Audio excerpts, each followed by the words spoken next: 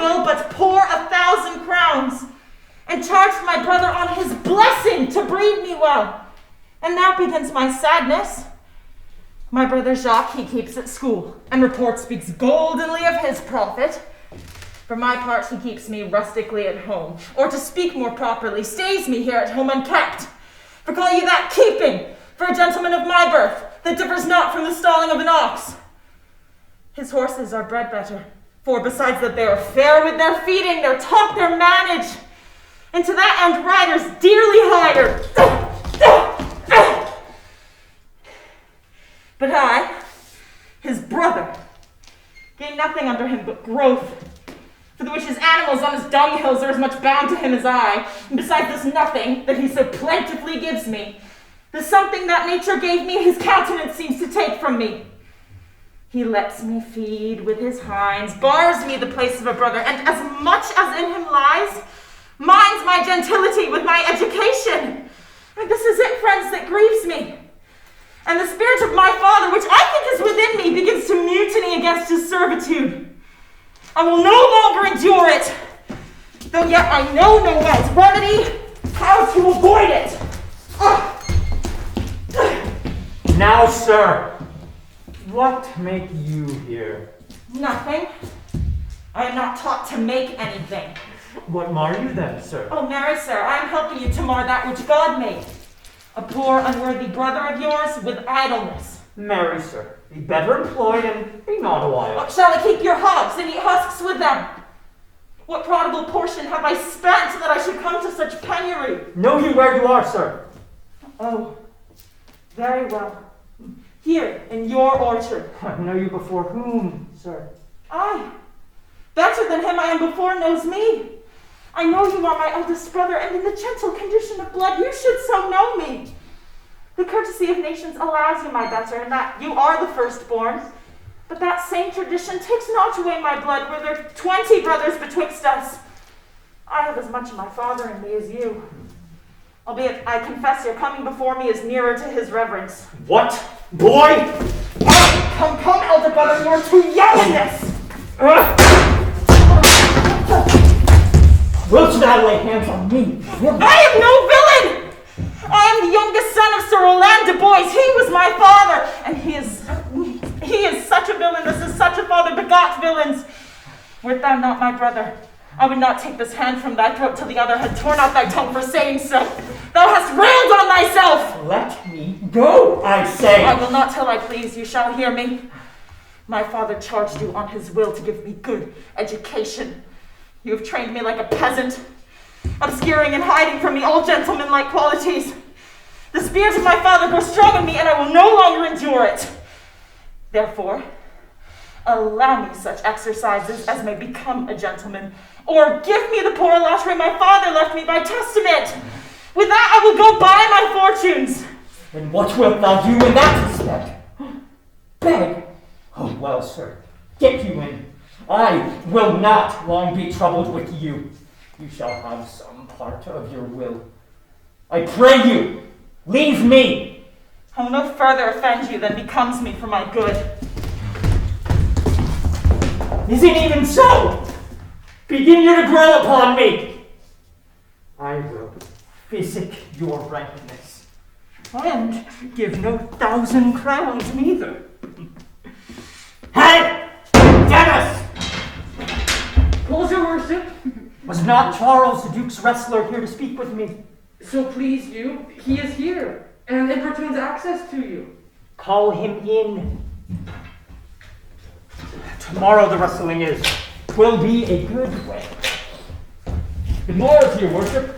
Good Monsieur Charles, what's the new news at the new court? There's no news at the court, sir, but the old news. That is, the old duke is banished by his younger brother, the new duke, and 3 or 4 loving lords have put themselves into voluntary exile with him, whose lands and revenues enrich the new duke, therefore he gave them good leave to wander. Can you tell if Rosalind, the duke's daughter, be banished with her father? Oh no, for the duke's daughter, her cousin, so loves her, being ever from their cradles bred together, that she would have followed her exile or have died to stay behind her. She is at the court, sir, no less beloved of his uncle than his own daughter. And never two ladies loved as they do. Where will the old duke live? They say he is already in the forest of Arden, and a many merry men with him. And there they live like the old Robin Hood of England. They say many young gentlemen flock to him every day and fleet the time carelessly as they did in the golden world. So, you wrestle tomorrow before the new Duke. Marry do I, sir, and I came to acquaint you with the matter. I am given, sir, secretly, to understand that your younger brother Orlando hath the disposition to come in against me to try a fall. Tomorrow, sir, I wrestle for my credit, and he that escapes me without some broken limb shall acquit him well. Your brother is but young and tender, and for your love I would be loath to foil him as I must for my honor if he come in. Therefore, out of my love to you, I came hither to acquaint you with all, that either you might stay him from his intendment, or brook such disgrace as well as he shall run into, being that it is a thing of his own search and altogether against my will. Charles, I thank thee for thy love to me, which thou shalt find I will most kindly requite. I had myself notice of my brother's purpose herein, and have by underhand means labored to dissuade him from it, but he is resolute.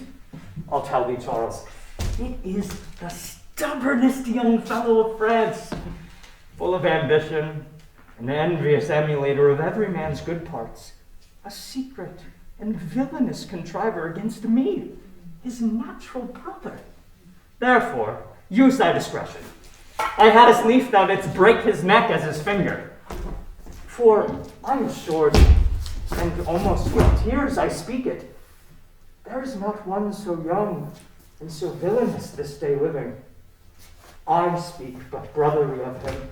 But should I anatomize him to thee as he is, I shall blush and weep, and thou shalt look pale and wonder. I am heartily glad I came hither to you. If he come in tomorrow, I'll give him his payment. And if he ever walk alone again, I'll never wrestle for prize more. So God keep you in worship. Farewell, good Charles. Now will I stir this gamester. I hope I shall see an end of him. For my soul, yet I know not why, hates nothing more than he. Yet he is gentle, never schooled yet learned, full of noble device, of all sorts enchantingly beloved, and so much so in the heart of my own people who best know him, that I am altogether misprized. Well, it shall not be so long. This wrestler shall clear all. Nothing remains but that I kindle the boy thither, which now I'll go about.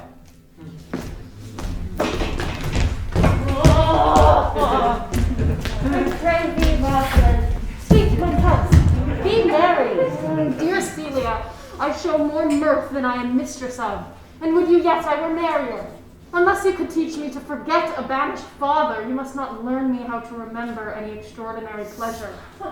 Aaron, I see thou lovest me not with the same weight that I love thee.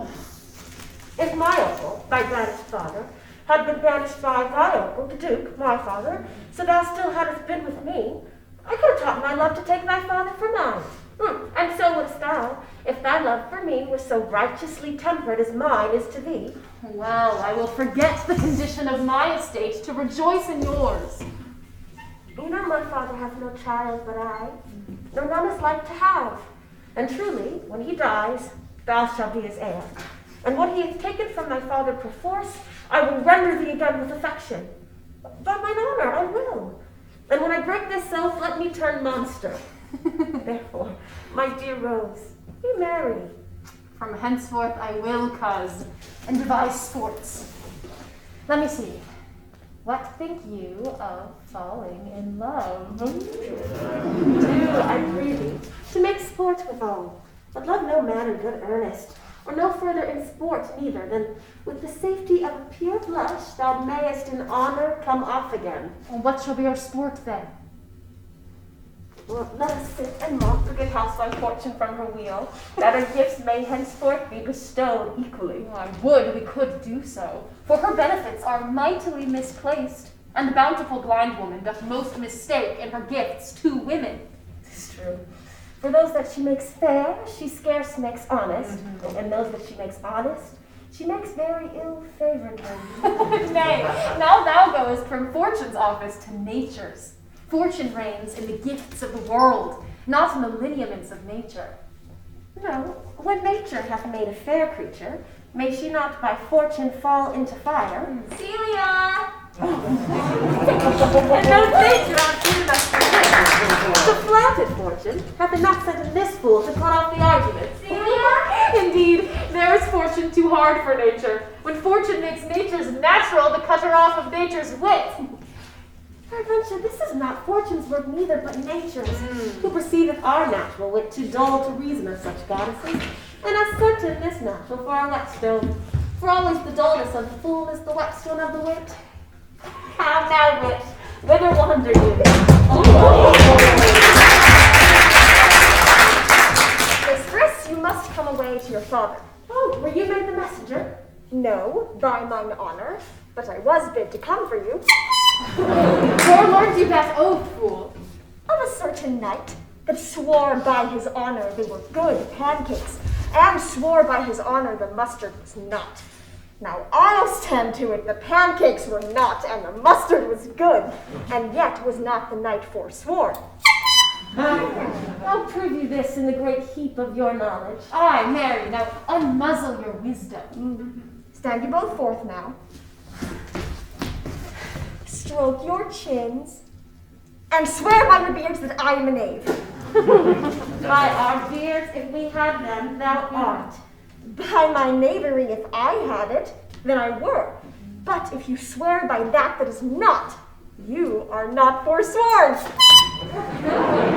No more was this knight swearing by his honor, for he never had any, or if he had sworn it away before ever he saw those pancakes or that mustard.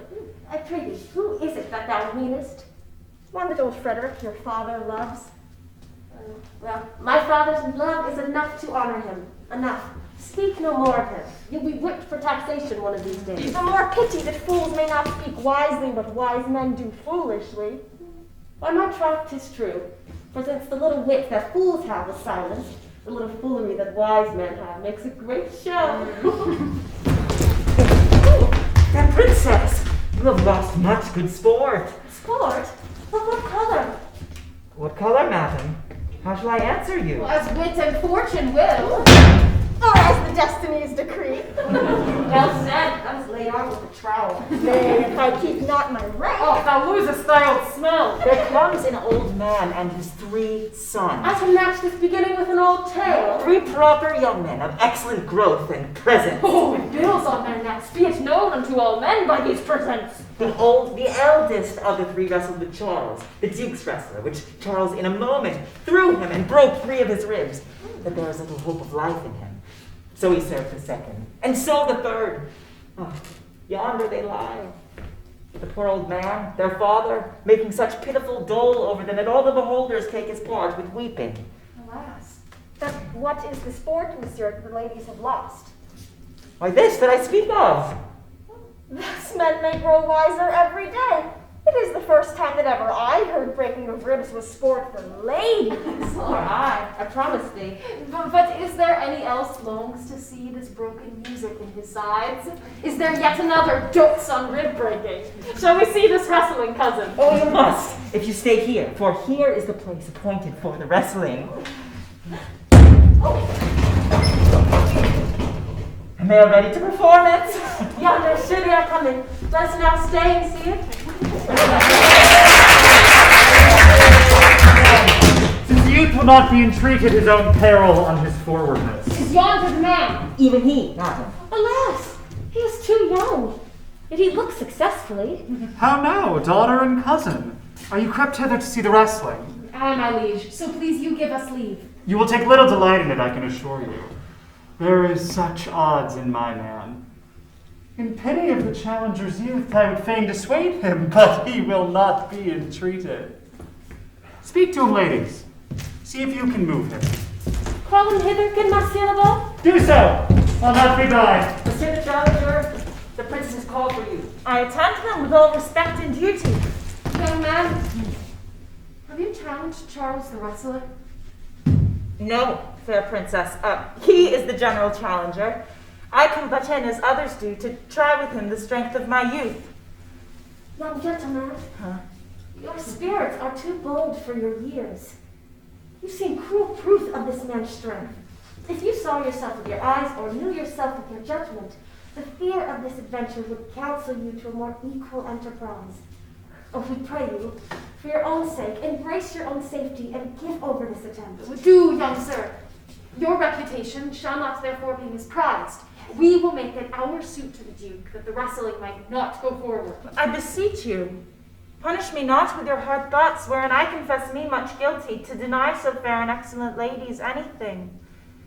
But let your fair eyes and gentle wishes go with me to my trial, wherein if I be foiled, there is but one shamed that was never gracious. If killed, but one dead that was willing to be so. I will do my friends no wrong, for I have none to lament me. The world no injury, for in it I have nothing. Only in the world I fill up a place, which may be better supplied when I have made it empty. The little strength that I have, I would it were with you. And mine, to eke out hers. Very well. Pray heaven I be deceived in you. Your heart's desires be with me.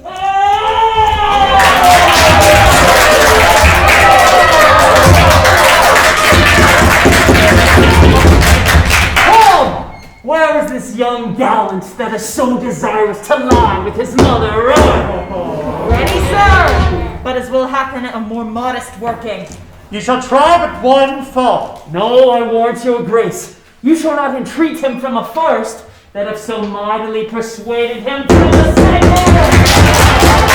You meant to mock me after, you should not have mocked me before. But come your ways. Okay.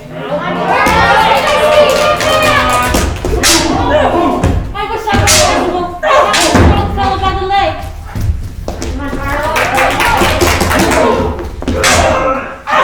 Excellent young man!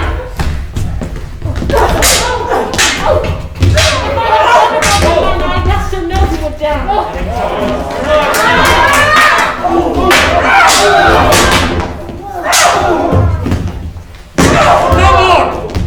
No more! Christ, I am not yet well breathed! How dost thou, Charles? He cannot speak, my lord! Bear him away! What is thy name, young man? Orlando, my liege! The youngest son of Sir Roland de Boys! I would thou hadst told me of some man else. The world esteemed thy father honorable, but I did find him still mine enemy. Thou shouldst have pleased me better with this deed had thou descended from another house. But fare you well. Thou art a gallant youth. I would thou hadst told me of another father.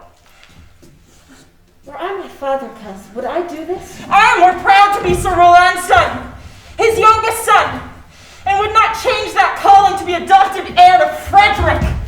My father loved Sir Roland as his soul, and all the world was of my father's mind. Had I before known this young man his son, I should have given him tears unto entreaties ere he should have thus ventured. Gentle cousin, let us go thank and encourage him.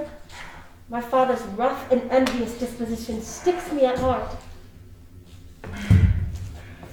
Good sir, you have well deserved. If you do keep your promises but justly, as you've exceeded all promise, your mistress shall be happy. Gentleman, wear this for me. One out of suit with fortune, that could give more, but that her hand lacks means. Shall we go, cuz? Aye. Very well, fair gentleman.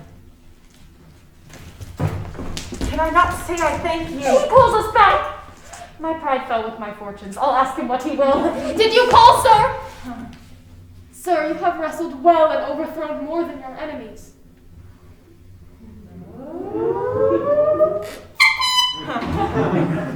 Will you go, cuz? Have with you. Very well. What passion hangs these weights upon my tongue? I cannot speak to her, yet she urges counsel. Orlando, thou art o'erthrown. Or Charles, or something weaker masters thee. Good sir, I do in friendship counsel you to leave this place. Albeit, you have deserved high commendation, true applause, and love. Yet such is now the Duke's condition that he misconstrues all that you have done. The Duke is humorous. What he is indeed more suits you to conceive than I to speak of. Well, I thank you, sir. And pray you tell me this. Which of the two is daughter of the Duke that here was at the wrestling? Neither his daughter, if we judge by manners, but yet, indeed, the lesser is his daughter. The other is daughter to the banished Duke, and here detained by her usurping uncle to keep his daughter company, whose loves are dearer than the natural bond of sisters. But I can tell you as of late, this Duke hath taken this pleasure against his gentle niece, grounded upon no other argument but that the people praise her for her virtues, and pity her for her good father's sake. And on my life, his malice against the lady will suddenly break forth. Sir, fare you well. Hereafter, in a better world than this, I shall desire more love and knowledge of you. I rest much bound unto you. Very well. So must I from the smoke into the smother, from tyrant Duke into a tyrant brother. But heavenly Rosalind! Oh, cousin. Why, Rosalind. Cupid have mercy, not a word. Not one to throw at a dog. No, thy words are too precious to be cast upon curs. Throw some of them at me. Come, lame me with reasons. Then there were two cousins laid up, when the one should be lamed with reasons and the other mad without any. But it's always for your father. No, some of it is for my child's father. All full of trials is this working day world. Well, is it possible that on such a sudden that you should fall into so strong a liking for Sir Rowland's youngest son? The Duke, my father, loved his father dearly. Thought that therefore ensue that you should love him dearly. By this kind of chase I should hate him, for my father hated his father dearly. But I hate not Orlando. No, Faith, hate him not, for my sake. Why should I not? Doth he not deserve one? Let me love him for that, and do you love him because I do. Look, here comes the Duke. With his eyes full of anger. Mistress, dispatch you with your safest haste and get you from our court. Me, uncle? You, cousin. Within these 10 days, if thou beest found so near our public court as 20 miles, thou diest for it. I do beseech your grace. Let me the knowledge of my fault bear with me. If with myself I hold intelligence, or have acquaintance with mine own desires, if that I do not dream, or be not frantic, as I do trust I am not, then, dear uncle, never so much as in a thought unborn did I offend your highness. Thus do all traitors. If their purgation did consist in words, they are as innocent as grace itself. Let it suffice thee that I trust thee not. Yet your mistrust cannot make me a traitor. Tell me whereon the likelihood depends. Thou art thy father's daughter. There's enough. So was I when your highness took his dukedom. So was I when your highness banished him. Treason is not inherited, my lord, or if we did derive it from our friends, what's that to me? My father was no traitor. Then, good my liege, mistake me not so much to think my poverty is treacherous.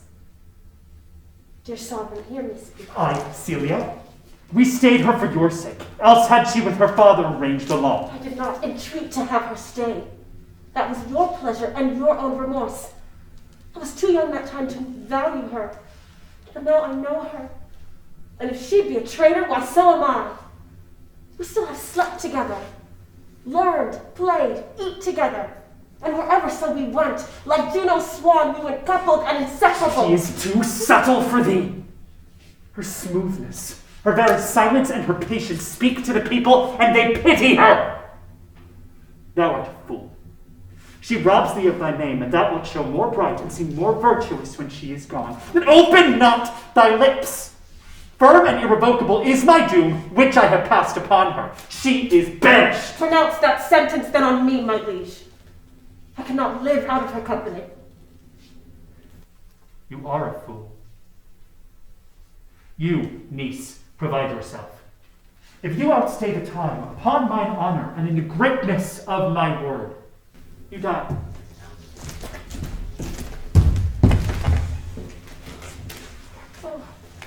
Poor Rosalind, whither wilt thou go? Wilt thou change fathers? I will give thee mine. I charge thee, be not more grieved than I am. I have more cause. Thou hast not. Prithee be cheerful. Knowest thou not that the Duke hath banished me, his daughter? That he hath not. Thou hath not. Rosalind lacks the love that teacheth that thou and I are one. Shall we be sundered? Shall we part, sweet girl? No. Let my father seek another heir. Therefore, devise with me how we may fly, whither to go, and what to bear with us. Do not seek to take this change upon you, to bear your griefs yourself and leave me out. For by this heaven, now at our sorrow's pale, say what thou canst. I will go along with thee. Why? Whither shall we go? To seek my uncle in the forest of Arden.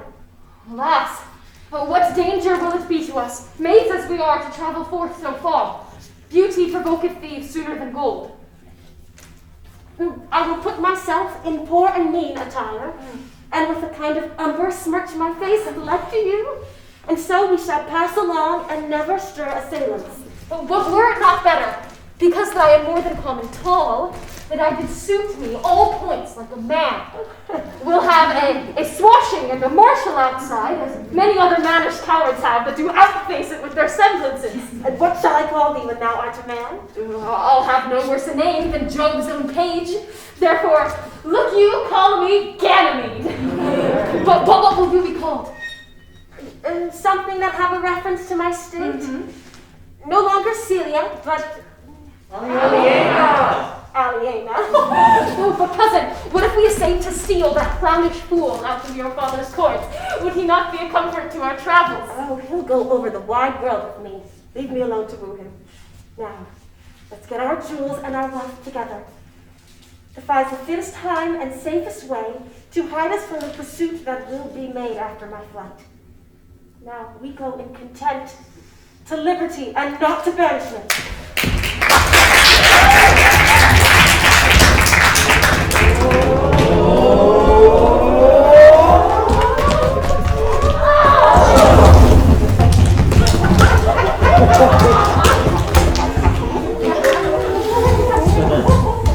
Now, my co-mates and brothers in exile, not old custom made this life more sweet than that of painted top. Are not these woods more free from peril than the envious court? Here we feel but the penalty of Adam, the season's difference as the icy thing and furnace chiding of the winter's wind, which when it bites and blows upon my body, even till I shrink. I smile and say, this is no flattery. These are counselors that feelingly persuade me what I am. Sweet are the uses of adversity, which, like the toad, ugly and venomous, was a precious jewel in his hand. And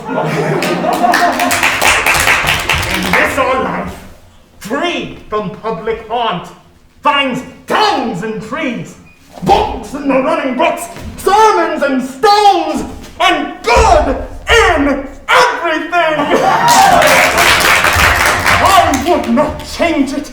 Happy is your grace that can translate the stubbornness of fortune into so quiet and sweet a style. Come, shall we go and kill his venison?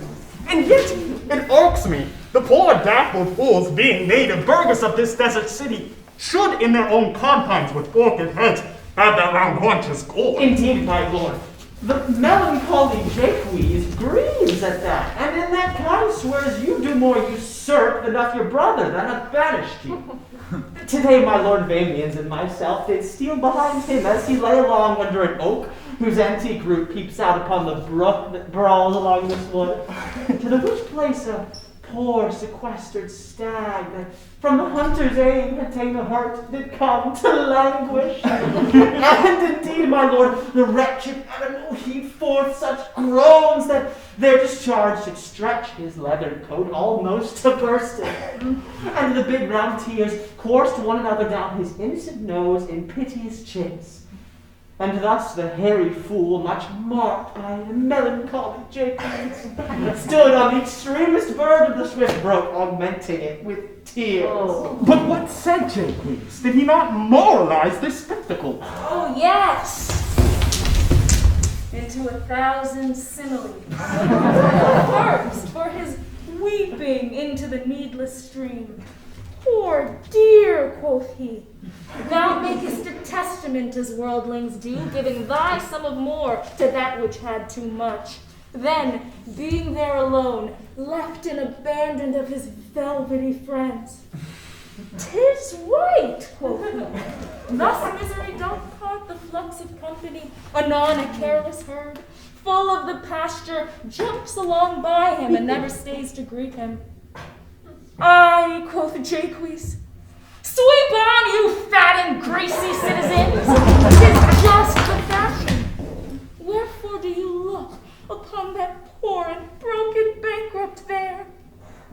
Thus most invectively he pierceth through the body of the country, city, court, yea, and of this our life, swearing that we are mere usurpers, tyrants, and what's worse, to frighten the animals and kill them up in their assigned and native dwelling place. And did you leave him in this contemplation? Indeed, my lord, weeping and commenting upon the sovereign dear. Show me the place. I love to cope him in these sullen fits, but then he's full of matter. We'll bring you to him straight. Can it be possible that no man saw them? It cannot be. Some villains of my court are of consent and sufferance in this. I cannot hear of any that did see her. The ladies, the attendants of her chamber, saw her abed, and in the morning early they found the bed untreasured of their mistress. My lord, the royalish crown, at whom so oft your grace was wont to laugh, is also missing. Hesperia, the princess's gentlewoman, confesses that she secretly o'erheard your daughter and her cousin much commend the parts and graces of the wrestler that did but lately foil the sinewy Charles, and she believes, wherever they're gone, that youth is surely in their company. Send to his brother. Fetch that gallant hither. If he be absent, bring his brother to me. I'll make him find him. Do this suddenly, and let not search and inquisition quail to bring again these foolish enemies! Who's there? Oh, unhappy youth! Come not within these doors. Within this roof, the enemy of all your graces lives. Your brother. No brother. Yet the son. Yet not the son. I will not call him son. Of him I was about to call his father. Hath heard your praises. And this night he means to burn the lodging where you used to lie, and you within it. If you fail of that, he will have other means to cut you off. I overheard him and his practices. This is no place. This house is but a butchery. Abhor it, fear it, do not enter it. But whither then would he have me go? No matter whither, so you come not here. What? Would he have me go and beg my food? Or with the base and boisterous sword and force of thievish living on the common road? This I must do, or know not what to do, yet this I will not do! Do how I can! I rather will subject myself to the malice of a diverted blood and bloody brother. But not so. I have some 100 crowns. The thrifty hire I saved under my father, which I did store to be my foster nurse. And ere I have these youthful wages spent, I'll light upon some settled low content. Oh, Jupiter! How weary are my spirits! I care not for my spirits! If my legs are not weary! I could find in my heart to disgrace my man's apparel and to cry like a woman, but I must comfort the weak weaker vessel. As doublers and hose ought to show itself courageous to petticoat. Therefore, courage, good Aliena! I pray you, bear with me. I cannot go further. For my part, I'd rather bear with you than bear you. Yet I should bear no cross if I did bear you, for I think you have no money in your purse. Well, this is the forest of Arden. Aye. Now am I in Arden. The more fool I. When I was at home, I was in a better place. But travelers must be content. Aye, be so, good touchstone. Oh, that is the way to make her scorn you still. Oh, Corin, that thou knewest how I do love her. I hardly guess, for I have loved ere now. No, Corin, being old, thou canst not guess. Though in thy youth thou wast as true a lover as ever sat upon a midnight pillow. But if thy love were ever like to mine, as sure I think did never man love so. How many actions most ridiculous hast thou been drawn to by thy fantasy? Into 1,000 that I've forgotten. Oh, no. Thou didst then ne'er love so heartily. If thou rememberest not the slightest folly that ever love did make thee run into, thou hast not loved. If thou hast not sat, as I do now, weary in thy hearer in thy mistress' praise, thou hast not loved. For if thou hast not broke from company abruptly, as my passion now makes me, thou hast not loved. Oh, Phoebe! Phoebe! Phoebe! Alas, poor shepherd, searching of thy wound, I have by hard adventure found mine own. And I mine. I remember when I was in love, I broke my sword upon a stone and bid him take that for calling a knight to James Smile. And I remember the kissing of her batlet and the cow's dug with her pretty chopped hands and milk. And I remember the wooing of a peascod instead of her, from whom I took 2 pods, and giving her them again, said with weeping tears, "Wear these for thy sake."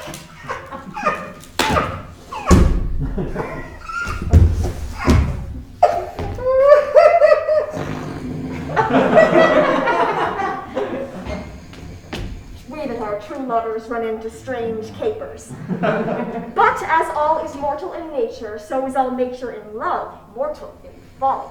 Thou speakest wiser than thou art aware of. Nay, I shall never wear but unwit till I break my shins against it.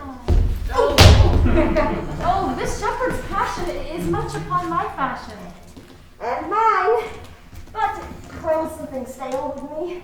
I pray you, one of you question yon man if he for gold will give us any food. I faint almost to death. Hey, you clown!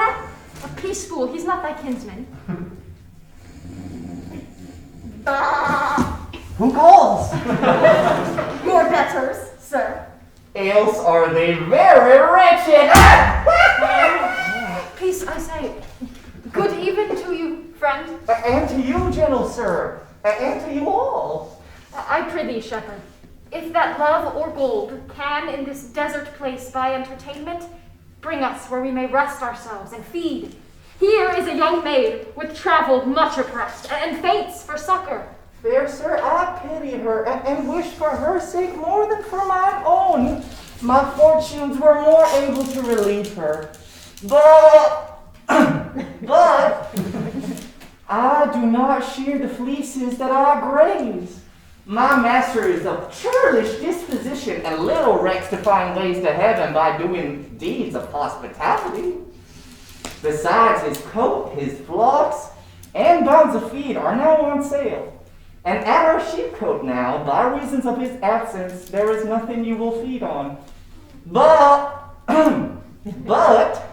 what is, come see, and in my voice, most welcome shall you be. Oh, what is he that shall buy his flock and pasture? That young swain that you saw here but ere while, that little cares for buying anything.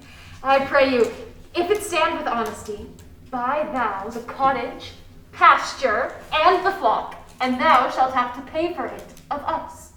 And we will mend my wages. I like this place, and willingly can waste my time in it. Assuredly, the thing is to be sold. Go with me. If you like upon report the soil, the profit, and this kind of life, I will your very faithful feeder be, and buy with your gold right suddenly. Wonderful! Hello? Anyone gonna help me? No!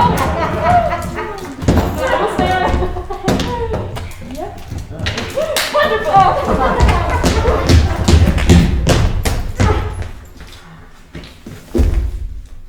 Under the greenwood tree, who loves to lie with me and turn his merry note unto the sweet bird's throat.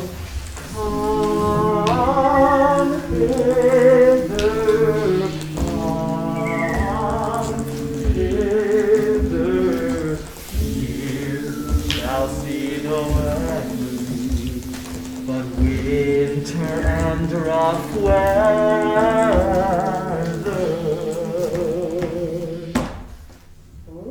Okay, that was pretty good. I like it. More! More, I prithee more. It'll make you melancholy, Miss George Aquis. Oh, I thank it. I can suck melancholy out of a song as a weasel sucks eggs. More, I prithee more. Our voices are ragged. Yes. I know we cannot please you. I do not desire you to please me. I do desire you to sing. Come, more, another stanzo. Call you them stanzos? What you will, Miss George Aquis. Nay, I care not for their names. They owe me nothing. Sirs, cover the while. The Duke will drink under these trees. He hath been all this day to look you, sir. And I have been all this day to avoid him. He is too disputable for my company. I'll go sleep, if I can.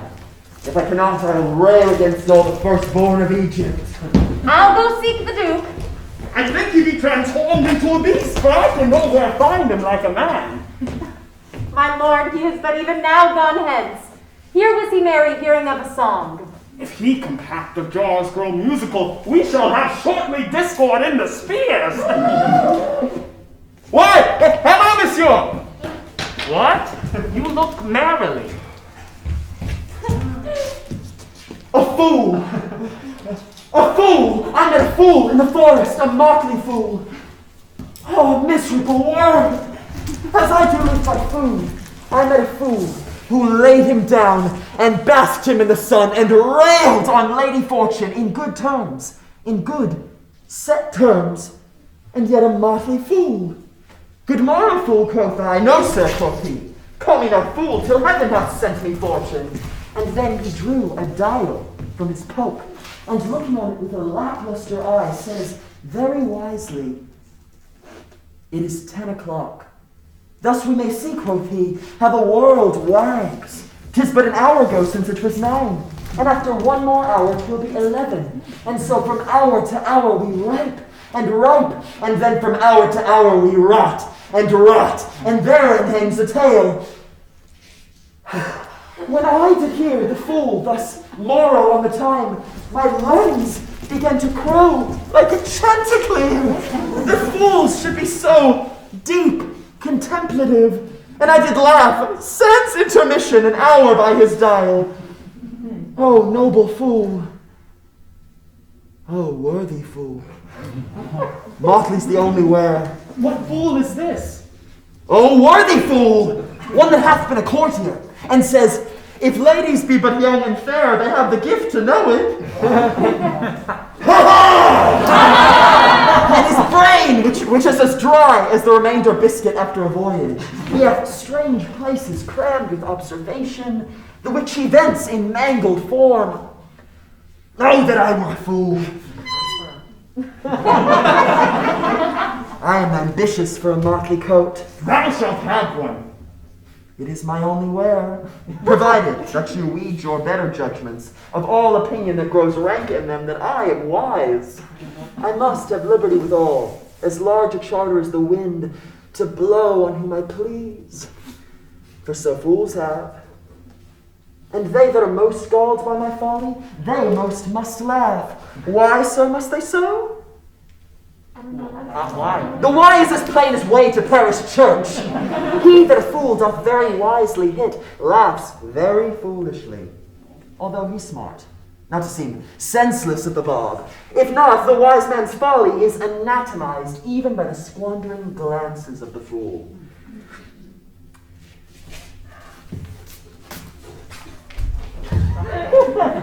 Invest me in motley. Give me leave to speak my mind, and I will, through and through, cleanse the foul body of the infected world, if they will patiently receive my medicine. Fie on me! I can tell what thou wouldst do. What for a counter would I do but good? Eat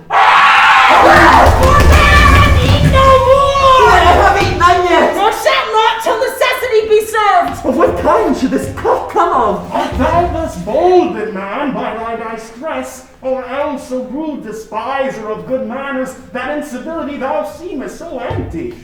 You touched my vein at first. The thorny point of bare distress hath taken from me the show of smooth civility. Yet am I inland bred, and know some nurture. But forbear, I say! He dies that touches any of this fruit till I and my affairs are answered. And you will not be answered with reason. I must die. What would you have? Your gentleness shall force more than your force move us to gentleness. I almost die for food. And let me have it! Sit down and feed, and welcome to our table. Speak you so gently. Pardon me, I pray you, I thought that all things had been savage here, and therefore put I on the countenance of stern commandment. But whatever you are, that in this forest inaccessible, under the shade of melancholy boughs, lose and neglect the creeping hours of time. If ever you've looked on better days, if ever been where bells have knolled to church, if ever sat at any good man's feast, if ever from your eyelid wiped a tear, and know what 'tis to pity, and be pitied, let gentleness my strong enforcement be, in the which hope I blush, and hide my sword. True it is that we have seen better days, and have the holy bells been knolled to church, and sat at good men's feasts, and wiped our eyes of drops that sacred pity hath engendered. Therefore, stay a while, and take upon command what help we have, that to your wanting may be ministered. Oh, thank ye, and be much blessed for your good comfort. Thou seest we are not all alone and happy. This wide and universal theatre presents more woeful pageants than the scene wherein we play it.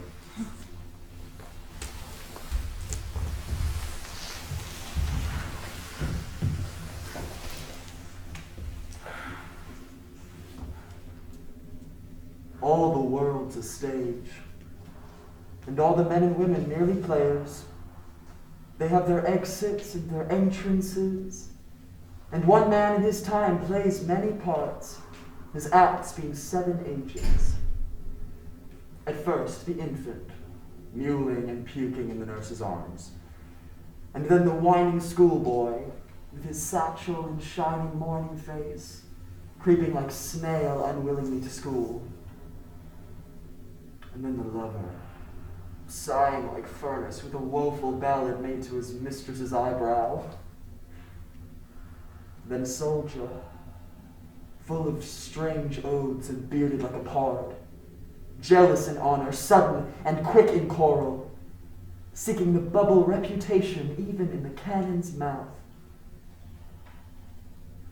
And the justice, with fair round belly and good cape and lined, with eyes severe and beard of formal cut, full of wise saws and modern instances, and so he plays his part. The 6th age shifts into the lean and slippered pantaloon, with spectacles on nose and pouch on side, his youthful hose well saved, a world too wide for his shrunk shank, and his big manly voice turning again toward childish treble, pipes and whistles of his sound. Last scene of all that ends this strange, eventful history is second childishness and mere oblivion. Sans teeth, sans eyes, sans taste, sans everything.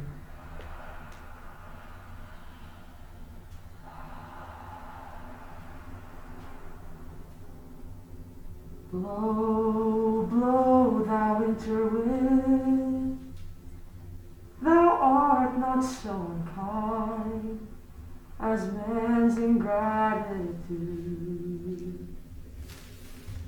Blow, blow, thou winter wind, thy tooth is not so keen, because thou art not seen, although thy breath be loose.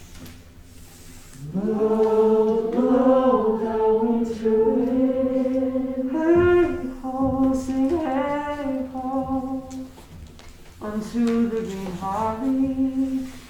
Most friendship is fading, most loving mere folly. Then hey ho, the holly. This life is most jolly. Freeze, freeze thy bitter sky, but dost not bite so nigh as benefit for God.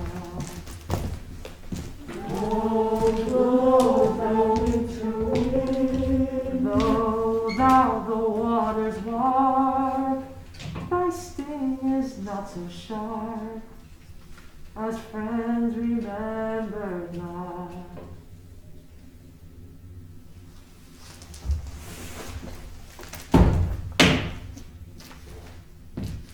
If that you were the good Sir Roland's son, as you have whispered so faithfully you were, and as mine eyes darkness effigies witness most truly limited and living in your face, be truly welcome hither. I am the Duke that loved your father. The residue of your fortune to my cave and tell me. Come with me, and let me all your fortunes understand.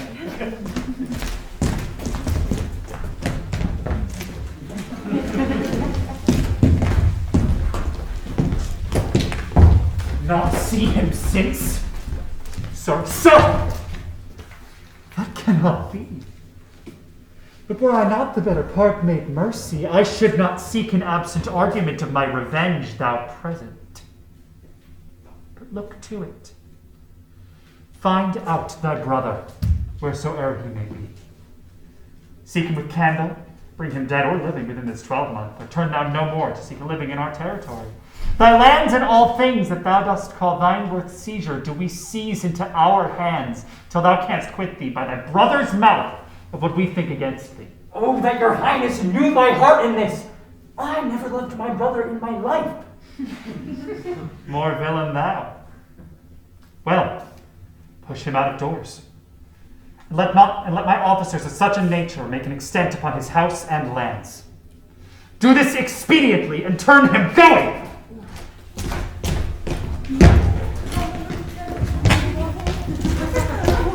Hang there, my verse, in witness of my love.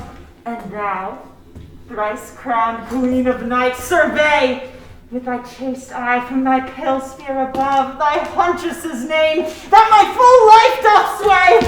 Oh, Rosalind, these trees shall be my books, and in their bark my thoughts I'll character, that every eye which in this forest looks shall see thy virtue witnessed everywhere.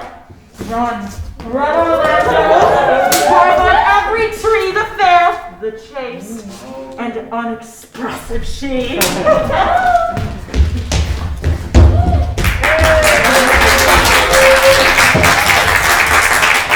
And how liked you the shepherd's laugh, Master Touchstone? Truly, shepherd, in respect of itself, it is a good life. But in respect that it is a shepherd's life, it is not.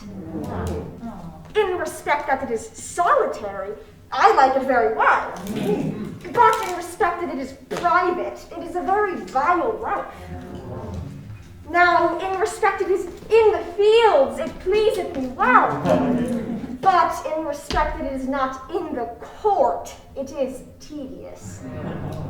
As it is a spare life, look you, it fits my humor well. But there's no more plenty in it, it goes much against my stomach. Hast any philosophy in thee, shepherd? No more, but that I know the more one sickens, the worse at ease he is. That he that wants money, means, and contents are without three good friends.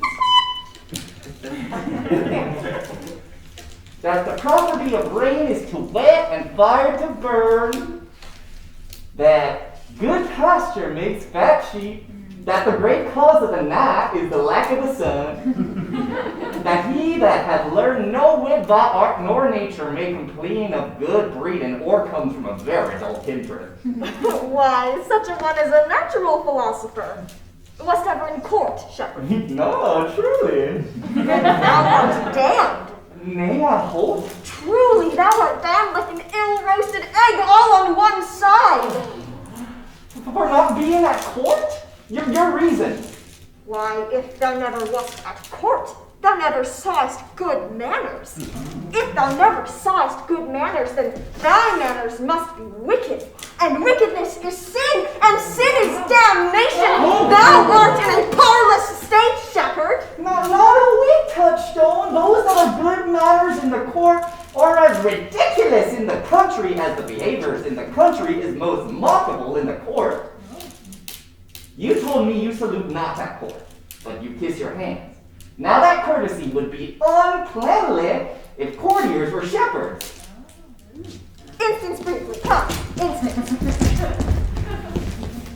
Why, we are still handling our ewes, and their fells, you know, are greasy.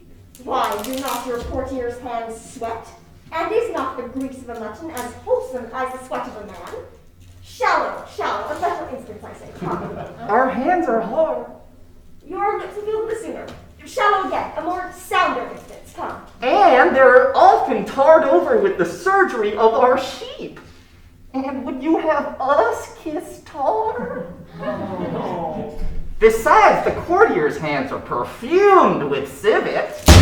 Most shallow man, thou worm's meat, in respect of a good piece of flesh indeed. Lord of the wise, and perpend. Civet is of a baser birth than tar, the very uncleanly flex of a cat. Mend the instance, shepherd. You have too courtly a wit for me. I'll rest. Wilt thou rest, damned? Here comes young Master Ganymede, my new mistress's brother. From the east to western Ind, no jewel is like Rosalind. Her worth being mounted on the wind, through all the world bears Rosalind. All the pictures fairest lined are but black to Rosalind. Let no fair be kept in mind but the fair of Rosalind. I'll rhyme you so 8 years together, dinners and suppers and sleeping hours accepted. It is the right butter women's right to market. Out fool. For a taste. If a heart do lack a hind, let him seek out Rosalind. If the cat will after pine, so be sure will Rosalind. The winter garments must be lined, so must slender Rosalind. The day that week must sheath and bind, then to part with Rosalind. Sweetest nut hath soundest rind, such a nut is Rosalind. The he that sweetest rose will find must find love's prick and Rosalind! This is the very false gallop of verses. Why do you infect yourself with them? Oh, peace, you dull fool. I found them on a tree. Truly the tree yields bad fruit. I'll graft it with you. Then I shall graft it with the meddler. Then it will be the earliest fruit in the country, for you'll be rotten ere you be half ripe, and that's the right virtue of the meddler. You have said, but whether wisely or no, Let the forest judge. Peace. Why should this a desert be? For it is unpeopled? No. Signs I'll hang on every tree that shall civil saying show. Some, how brief the life of man runs his erring pilgrimage, that the stretching of a span buckles in his sum of age. Some of violated vows twixt the souls of friend and friend, but upon the fairest boughs, or at every sentence end, will I Rosalinda write. Oh, teaching all that read to know the quintessence of every sprite. Thus Rosalind of many parts, by heavenly synod was devised, of many faces, eyes, and hearts, to have the touch's dearest prize. Heaven would that she these gifts should have, and I to live and die. Oh, Jupiter, what tedious homily of love have you wearied your parishioners withal, and never cried, have patience, good people. How now, back friends. Shepherd, go on. Sirrah, go with him. Come, shepherd, let us make an honorable retreat. Though not with bag and baggage, yet with scrip and scrippage.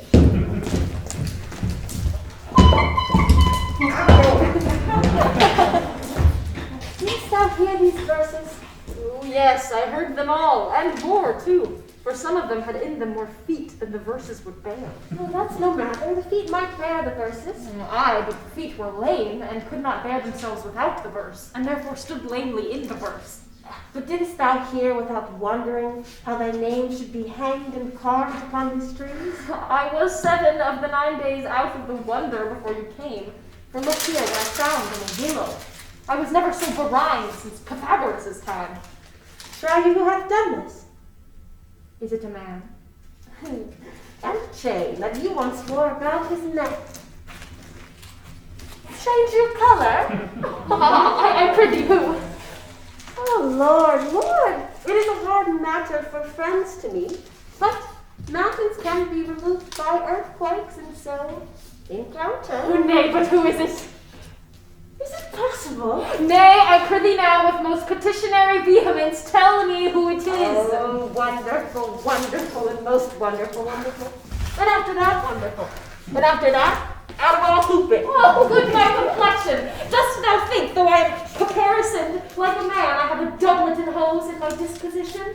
1 inch more of delay is a South Sea of discovery. I prithee, tell me who is it quickly, and speak apace. I would thou couldst stammer that thou wouldst pour this concealed man out of thy mouth, as wine comes out of a narrow-mouthed bottle, either too much at once, or none at all. I prithee, take the cork out of thy mouth that may drink thy tidings. So you may put a man in your belly. Is he of God's making? What manner of man? Is his head worth a hat, or his chin worth a beard? Nay, he hath but a little beard. Oh, my God will send more, if the man will be thankful. Let me stay the growth of his beard, if thou delay me not the knowledge of his chin. It is young Orlando that tripped up the wrestler's heel and your heart, both in an instant. Nay, but the devil take mocking. Speak, sad brow and true name. The faith, cuz, 'tis he. Orlando. Orlando. Alas the day! What shall I do with my doublet and hose? What did he when thou sawest him? And what said he? How looked he? Where and went he? What makes him here? Did he ask for me? Where remains he? How parted he with me? And when shalt thou see him again? Answer me in one word. You must bar me gargantua's mouth first. 'Tis too great a word for a mouth of this age's size. To say I or no to these particulars is more to answer in a catechism. But doth he know that I am in this forest and in man's apparel? Looks he as freshly as he did the day he wrestled? It is easy to count atomies in the particulars of a lover. But take a taste in my finding him, and relish it with good observance. I found him under a tree like a dropped acorn. Oh, he may well be called Jove's tree when it drops forth such fruit. Give me audience, good madam. Proceed. He was stretched along like a wounded knight. Oh, though it be pity to see such a sight, it well becomes the groan. Cry, harlot, to thy tongue, I pray thee. It pranks unseasonably. But he was furnished like a hunter. Oh, ominous, he comes to kill my heart. I will sing my song without a burden, that bringest me out of tune. Do you not know I am a woman? When I think, I must speak. Sweet, say on. Oh, you bring me out. So, couldn't he not hear? Tis he. Slink by. I know him. I thank you for your company, but good faith, I had as lief have been myself alone. And so had I, but yet, I thank you too for your society. God be with you. Let's meet as little as we can. I do desire we may be better strangers. I pray you, mar no more trees with writing love songs in their barks. I pray you mar no more of my verses with reading them ill-favoredly. Rosalind is your love's name? Yes, just. I do not like her name. Oh, there was no thought of pleasing you when she was christened. What stature is she of? Just as high as my heart. You are full of pretty answers. Have you not been acquainted with the goldsmiths' wives and pawned them out of rings? No, but I answer you right, painted cloth, from whence you have studied your questions. You have a nimble wit. I think 'twas made of Atalanta's heels. Will you sit down with me? And we two will rail against our mistress, the world, and all our misery. I will chide no breather in the world but myself, against whom I know most faults. The worst fault you have is to be in love. Oh, 'tis a fault I would not change for your best virtue. I am weary of you. Monica, I was seeking for a fool when I found you. Oh, he is drowned in the brook. Look but in, and you shall see him. There I shall see only mine own figure. Wait, Which I take to be either a fool or a cipher. I'll tarry no longer with you. Farewell, good Signor Love. I am glad of your departure. Adieu, Monsieur Melancholy. Oh, I will speak to him like a saucy lackey, and under that habit play the knave with him. Do you hear, Forester? Very well, what would you? Oh, I pray you. What is the clock? You should ask me what time of day. There's no clock in the forest.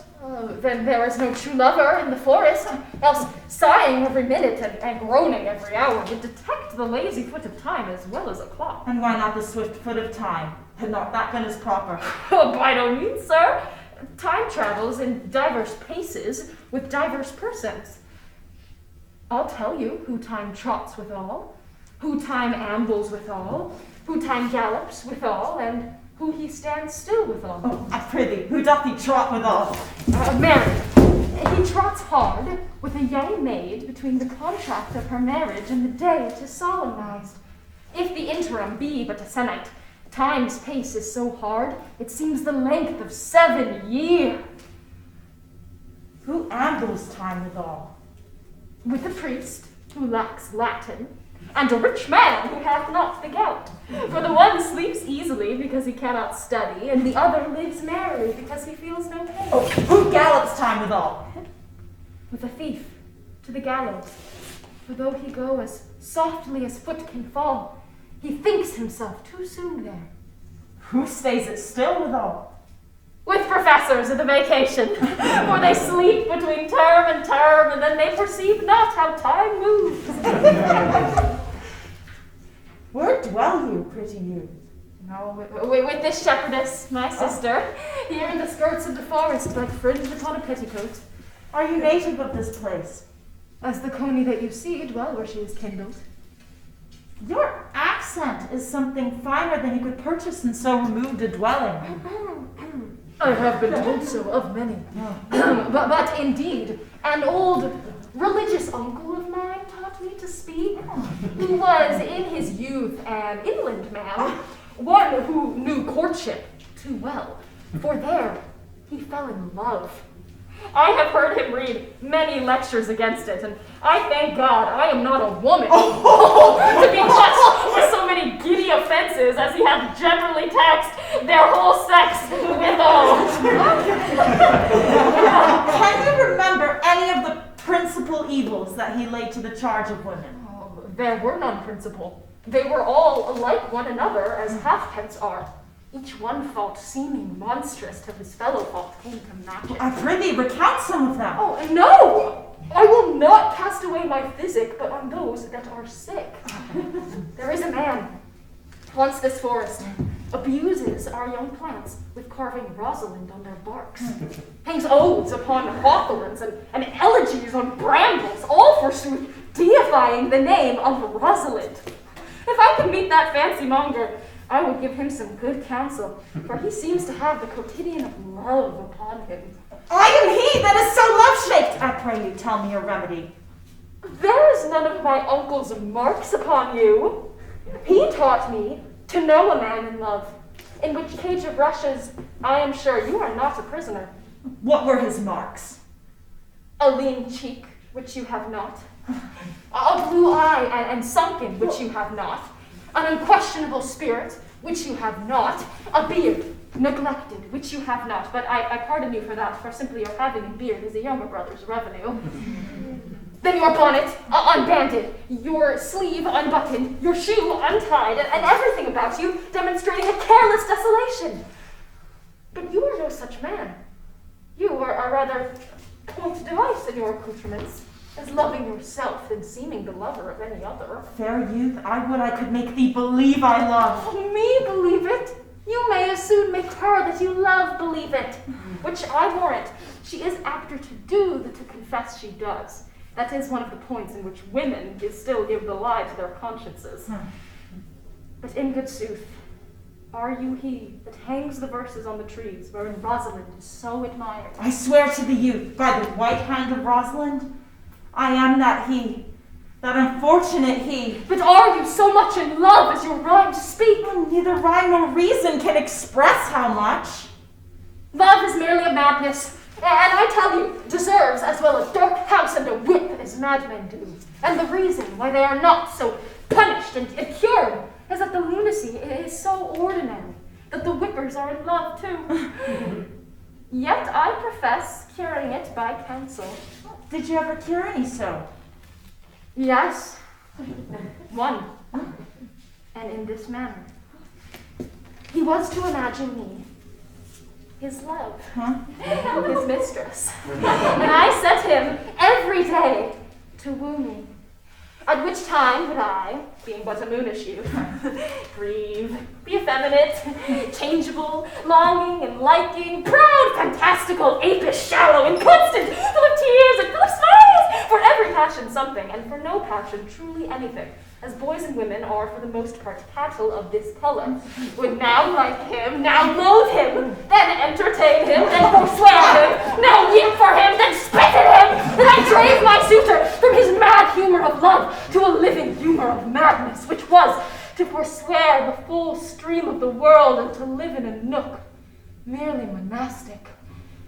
And thus I cured him.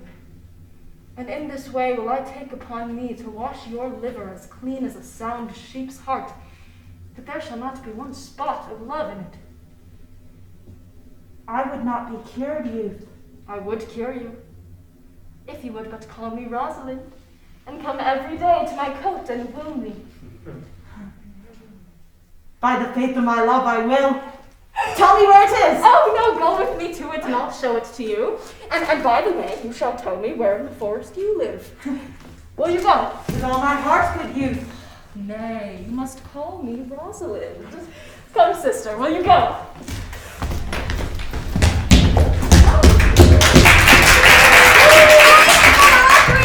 I will fetch up your boats, Audrey. And how, Audrey, am I the man yet? Doth my simple feature content you? Your features? Lord Warren does what features?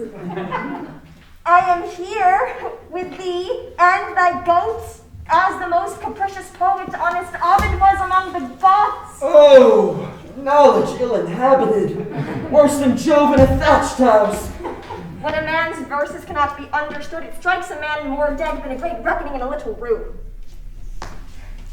Truly, I would the gods had made me poetical. I do not know what you mean by poetical. Is it honest in deed and word?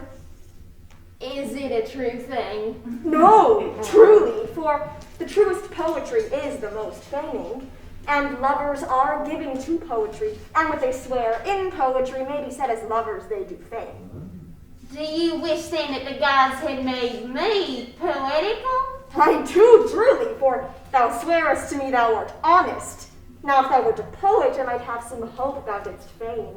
Would you not have me honest? No, truly, unless thou wert hard-favored. For honesty coupled to beauty is to have honey as soft as sugar.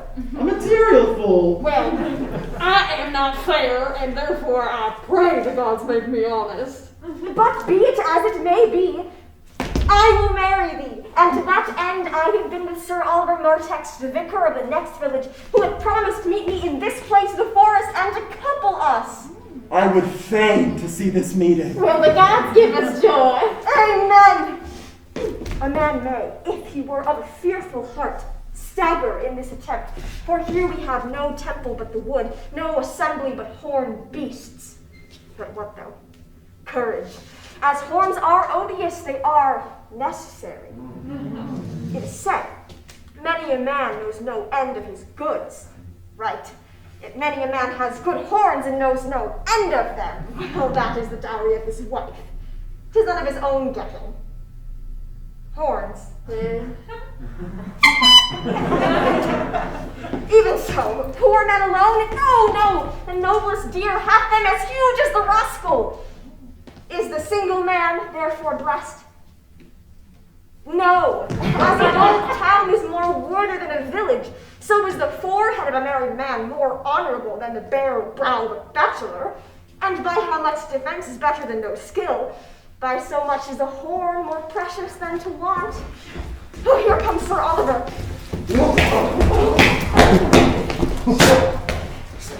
Sir Oliver Murtext, you are well met. Will you dispatch us here under this tree, or shall we go with you to your chapel? Is there none here to give the woman? I will not take her on gift of any man. Truly, she must be given or the marriage is unlawful. Proceed. I'll give her. Good, Master Joe Jonas. Jane Fonda. Jacob Ryan Smith. How do you, sir? You are very well met. Coming of your last company. I am very glad to see you. Will you be married, Marley? As the ox hath his bow, so the horse his curb, the falcon heard bells. So man hath his desires, and as pigeons bill, so wedlock would be nibbling. And will you, being a man of your breeding, be married under a bush like a beggar? Get you to a church and have a good priest who can tell you what marriage is. This fellow will but join you together as they join wainscot. Then one of you will prove a shrunk panel and like green timber, warp. I am not in the mind, but I would rather to be married of him than of another. For he is not like to marry me well, and not being well married will be a good excuse for me hereafter to leave my wife. Go thou with me.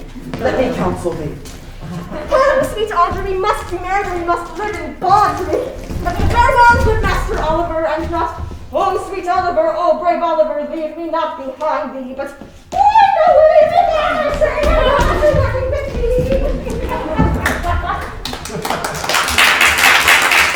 Tis no matter! Ne'er fantastical knave of them all shall flout me out of my calling.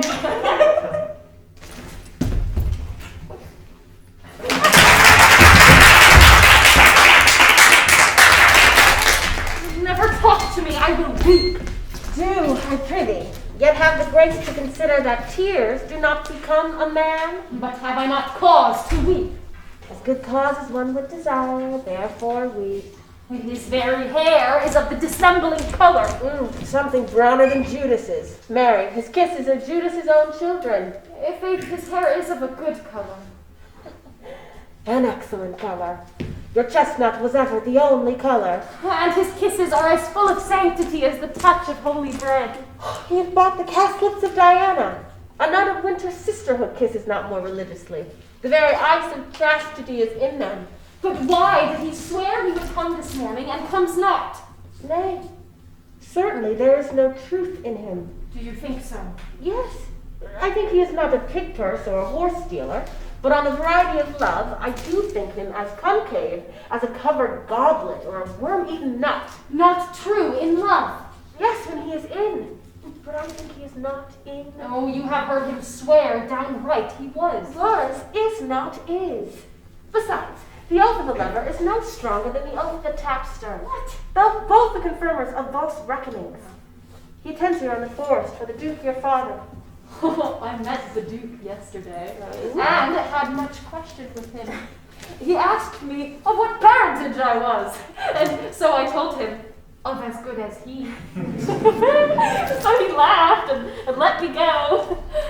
But what talk we of fathers when there is such a man as Orlando? Oh, what a brave man. He speaks brave words, he swears brave oaths, and writes brave verses. And breaks them bravely. Quite traverse across the heart of his lover.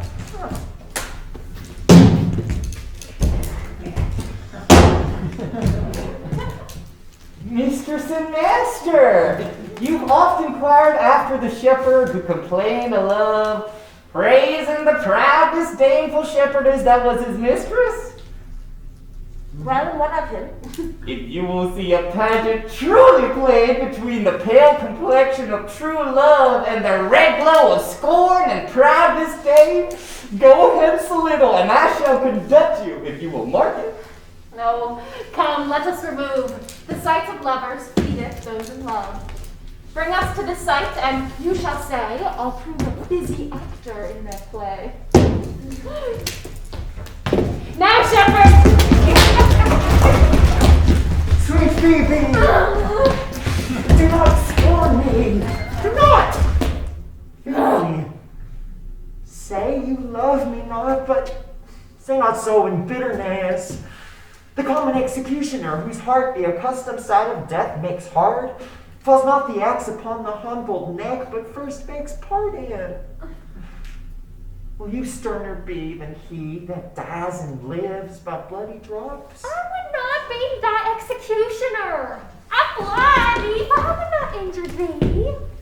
Thou tells me there is murder in mine eye. 'Tis pretty sure and very probable that eyes that are the frailest and softest things, who shut their coward gates on enemies, should be called tyrants, butchers, murderers. Now, I do frown on thee with all my heart, and if mine eyes can wound, now let them kill thee. Now counterfeit to swoon. Why, now fall down. Or, if thou canst not, oh, for shame, why not to say mine eyes are murderers? Now, show the wound mine eye hath made in thee. Scratch thee but with a pin, and there remains some scar of it.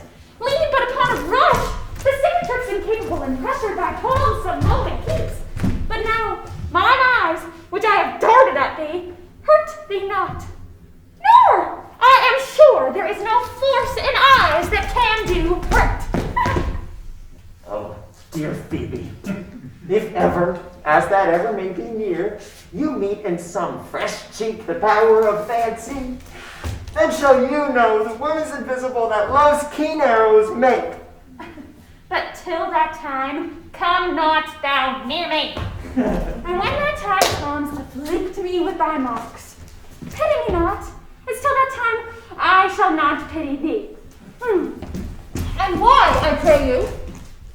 Who might be your mother, that you insult and exult and all at once over the wretched? What though you have no beauty, as by my faith I see no more in you than without candle may go dark to bed? Must you therefore be proud and pitiless? Why, what means this? Why do you look on me? I see no more in you than in the ordinary of nature's cell work. Of my little life, I think she means to tangle my eyes too. No, faith, proud mistress, hope not after it. 'Tis not your inky brow, your black silk hair, your bugle eyeball, nor your cheek of cream can attain my spirits to your worship. You, foolish shepherd, Wherefore do you follow her, like foggy south puffing with wind and rain? You are 1,000 times a propperer man than she a woman. 'Tis such fools as you that make the world full of ill-favored children. 'Tis not her class, but you that flatters her. And out of you she sees herself more proper than any of her lineaments can show her. But, mistress, know yourself. Down on your knees and thank heaven, fasting for a good man's love. For I must tell you, friendly in your ear, sell when you can. You are not for all markets. Cry the man mercy. Love him. Take his offer. Foul is most foul, being foul to be a scoffer. So take her to thee, shepherd, and fare you well. As for you, I pray you, chide a year together. I had rather hear you chide than this man woo. I pray you, do not fall in love with me, for I am falser than vows made in wine. Besides, I let you not. If you will know my house, 'tis at the tuft of olives here, hard by. Will you go, sister? Shepherd, ply her hard. Come, sister. Shepherdess, look on him better. Be not proud. Though all the world could see, none could be so abused in sight as he. Come, to our flock.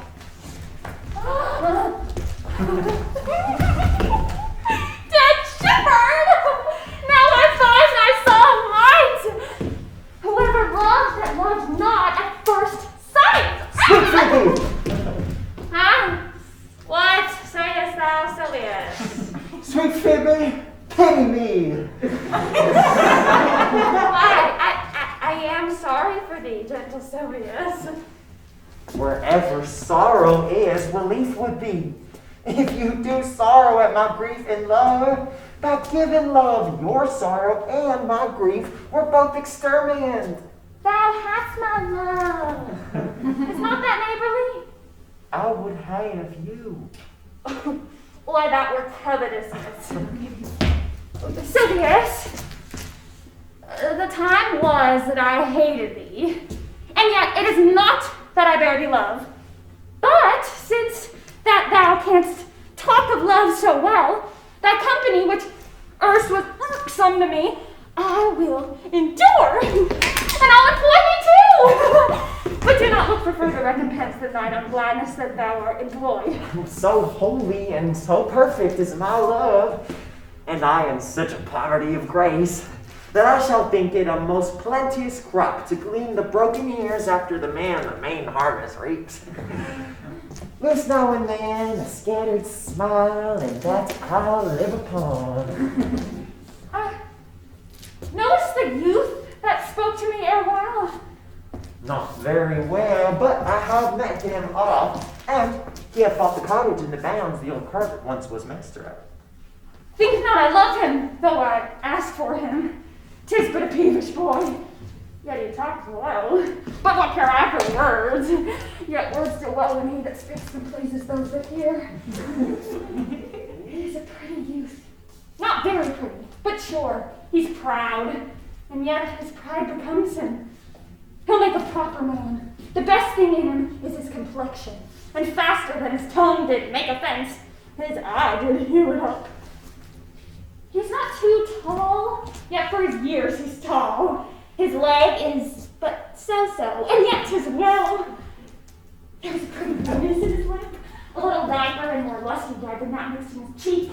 'Twas just the difference between the constant red and the mingled damask. There be some women, so yes, had they marked him in parcels as I did, would have gone near to fall in love with him. But for my part, I love him not, nor hate him not. And yet I have more cause to hate him than to love him. For what had he to do to chide at me? He said mine eyes were black, and my hair black. Now I am remembered, scorned at me. Oh, I marvel why I answer not again. But that's all one. A minute is no quince.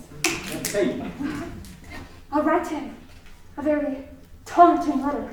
And thou shalt bear it. Wilt thou, Sylvius? Phoebe, with all my heart. Oh, I'll write it straight. The matter's in my head and in my heart. I'll be bitter with him and passing short. Go with me, Sylvia. Come on.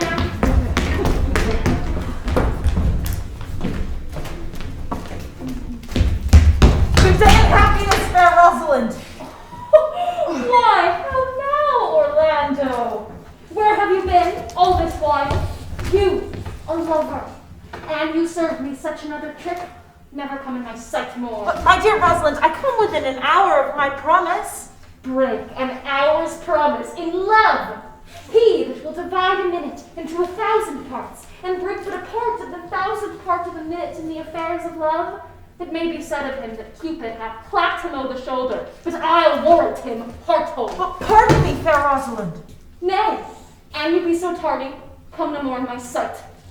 I had as lief be wooed of a snail. Of a snail. Aye, of a snail. Come, woo me, woo me. For now I am in a holiday humor and like enough to consent.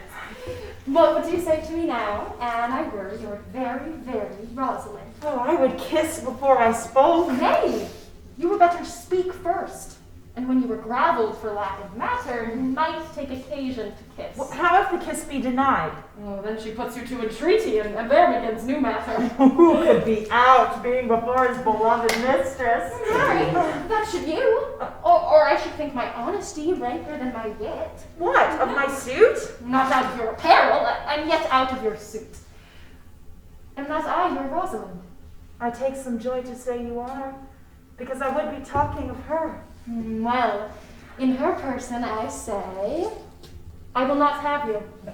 Then in mine own person I die.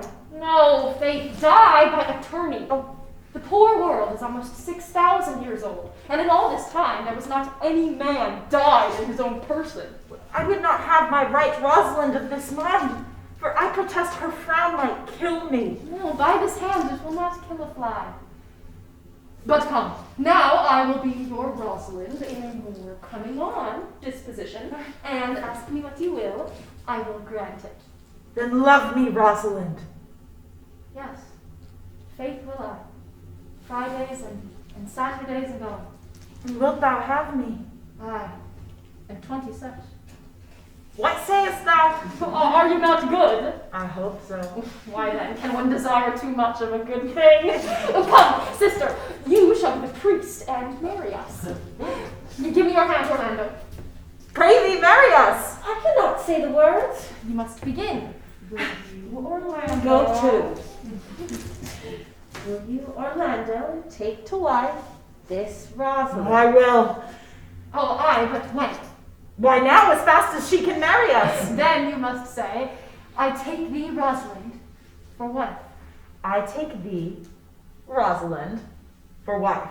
I might ask for your commission, but I do take thee, Orlando, for my husband. There's a girl goes before the priest, and certainly a woman's thought runs before her actions. So do all thoughts, they are winged. Now, tell me how long you would have her after you have possessed her. Forever and a day. Say a day without the ever. No, Orlando. Men are April when they woo, December when they wed. Maids are May when they are maids, but the sky changes when they are wives.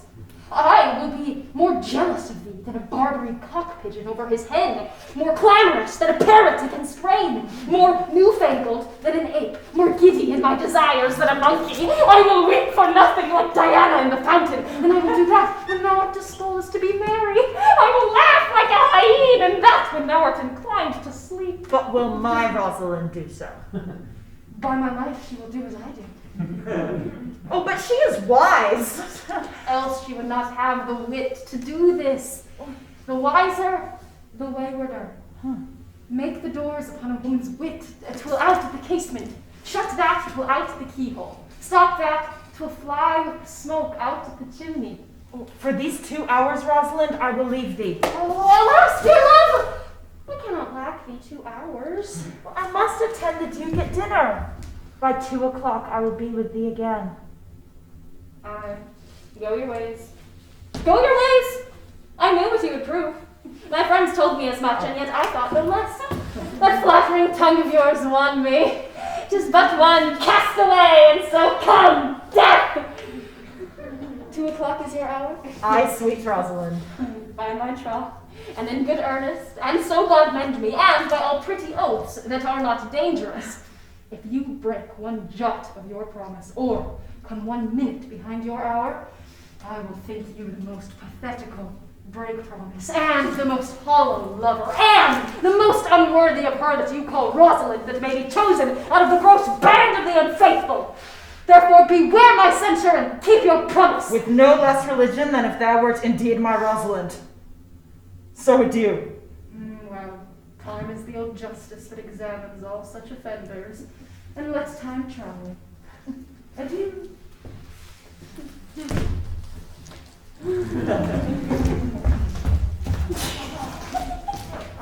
You have simply misused our sex in your love phrase. You must have the hose and doublet plucked over your head to show the world what the bird hath done to her own nest. Oh, cause, my pretty little cause, that thou didst know how many fathoms deep I am in love, but it cannot be sounded.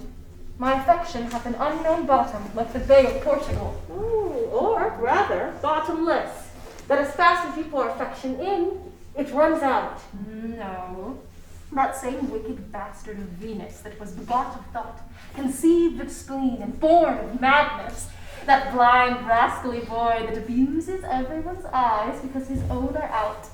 Let him be judge how deep I am in love. I'll tell thee, Aliena, I cannot be out of the sight of Orlando. I'll go find a shadow and sigh till he come. And I'll sleep.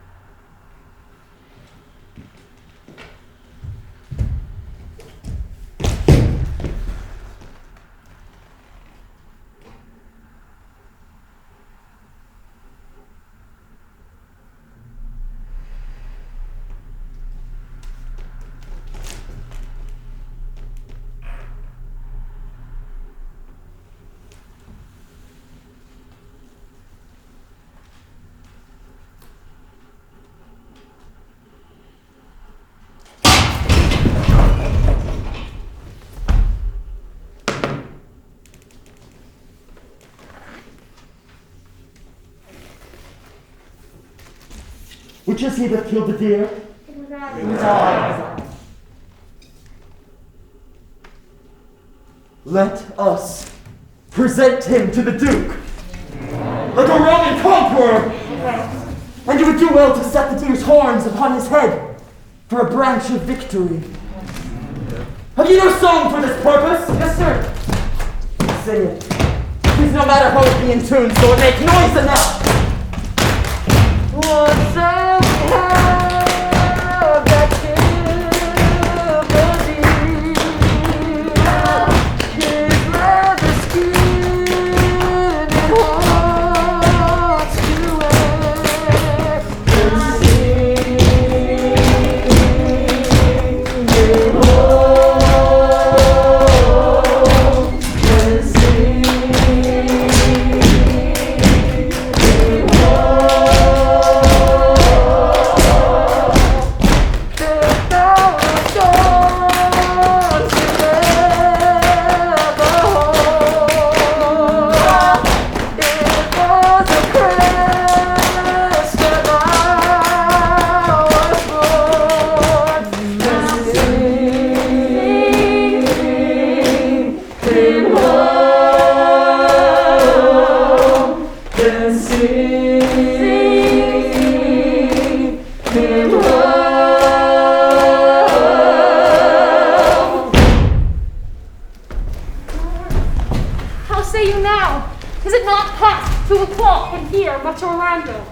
I warrant you, with pure love and a troubled brain, he He hath ta'en his bow and arrow and gone forth to sleep. Sir! My errand is to you, fair youth. My gentle Phoebe bid me give you this. I know not the contents, but as I guess by her stern brow and waspish action, which she did use as she was writing of it, it bears an angry tenor. Pardon me, I am but as a guiltless messenger. Patience herself would startle at this letter and play the swaggerer. Bear this, bear all. She says I am not fair, that I lack manners. She calls me proud, and that she would not love me were man as rare as phoenix. Odds my will, her love is not the hare that I do hunt. Why writes she so to me? Well, shepherd, well, this is a letter of your own device. No! I protest, I know not the contents. Oh, come, come, you are a fool, and turned into the extremity of love. I saw her hand. She has a leathern hand. She has a huswife's hand. But that's no matter. I say, she never did invent this letter. This is a man's invention, and his hand. Sure, it is hers. Why, 'tis boisterous and a cruel style. A style for challengers. Woman's gentle brain could not drop forth such giant rude invention. Will you hear the letter? So please you, for I have not heard it yet. Yet heard too much of Phoebe's cruelty. She Phoebes me. Mark how the tyrant writes. Art thou God to shepherd turned, that a maiden's heart hath burned? Can a woman rail thus? Call you this, chatting? Railing? Whatever. Why, thou Godhead laid apart, warrest thou with a woman's heart? Whiles the eye of man did woo me, that could do no vengeance to me, meaning me, a beast. In the scorn of your bright eye have power to raise such love in mine. Alack in me, what strange effect would they work in mild aspect? Whilst you chid me, I did love. How then might your prayers move? He that brings this love to thee little knows this love in me, and by him seal up thy mind, whether that thy youth and kind will the faithful offer take of me and all that I can make, or else by him my love deny, and then I'll study how to die. Call you this, chatting? Alas, poor shepherd, do you pity him? Yeah. No, he deserves no pity. Wilt thou love such a woman? What, to make thee an instrument and play false strains upon thee? Not to be endured. Well, go your ways. For I see love hath made thee a tame snake. And say this to her, that if she love me, I charge her to love thee. If she will not, I will never have her unless thou entreat for her. Hey! Oh, excuse me. If you be a true lover, hence, and not a word, for here comes more company. Good morrow! Farewell. Pray you, if you know, where in the purlieus of this forest stands a sheepcote fenced about with olive trees?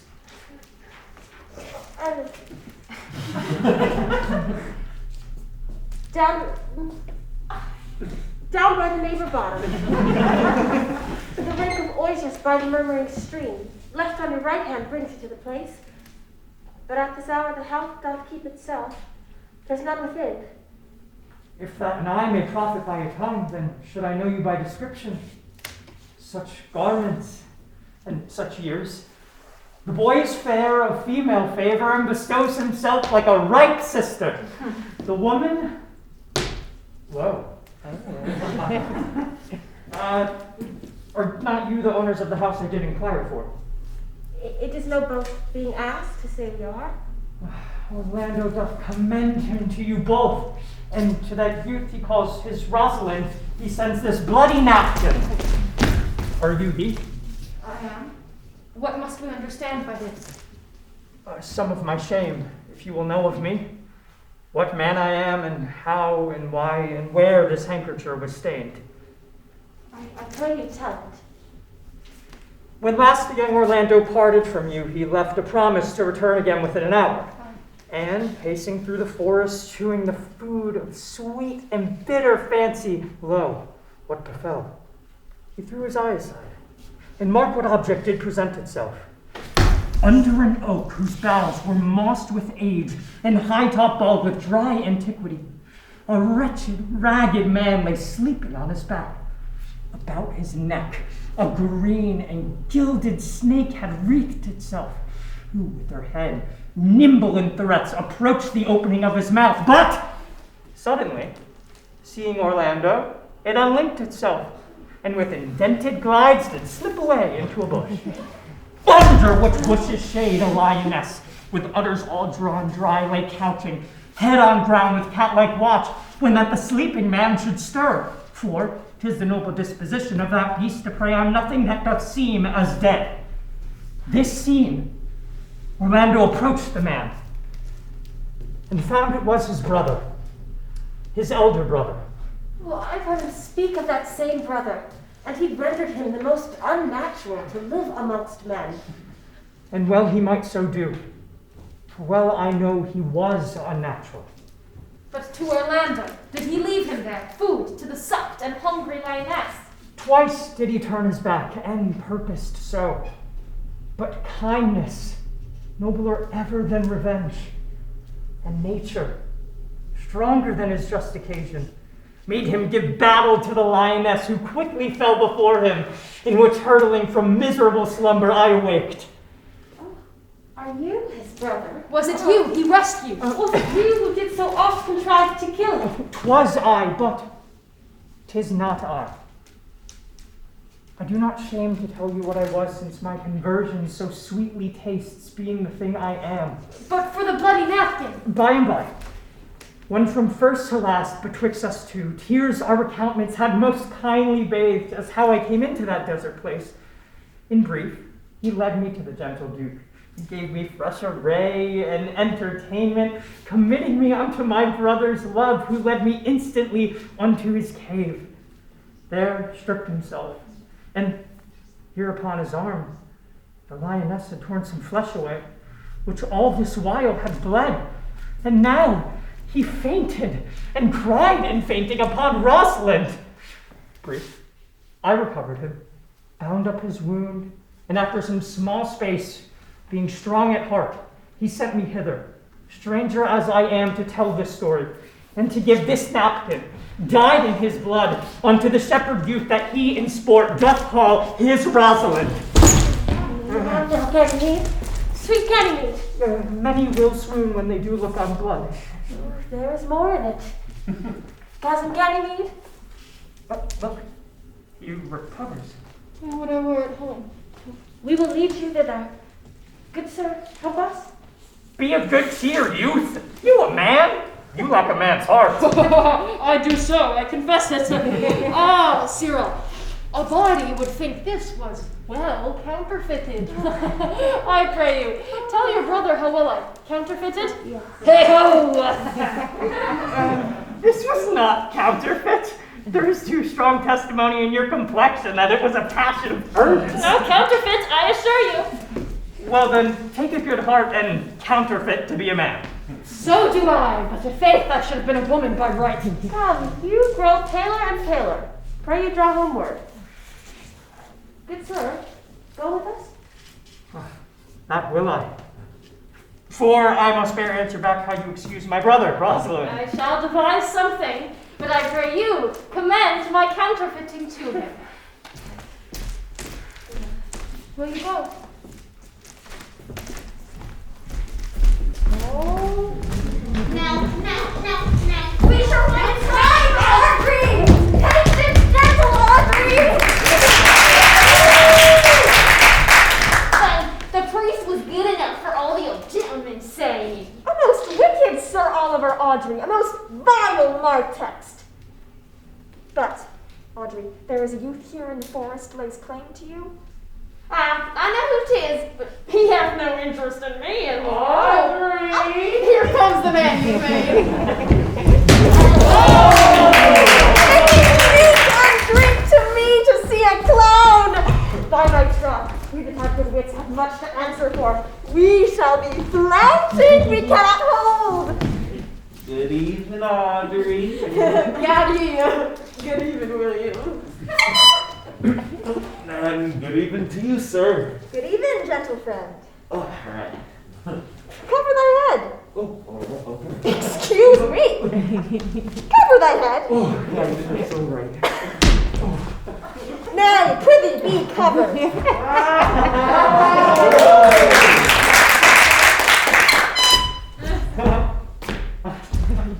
How old are you, friend? 5 and 20, sir. A ripe age. Is thy name William? Well, I am, sir. A fair name. Was born in the forest here? Sir, I thank God. And God. Good answer. Art rich? Faith, sir. So. So. Good. Very good. Very excellent good. And yet it is not. It is but so.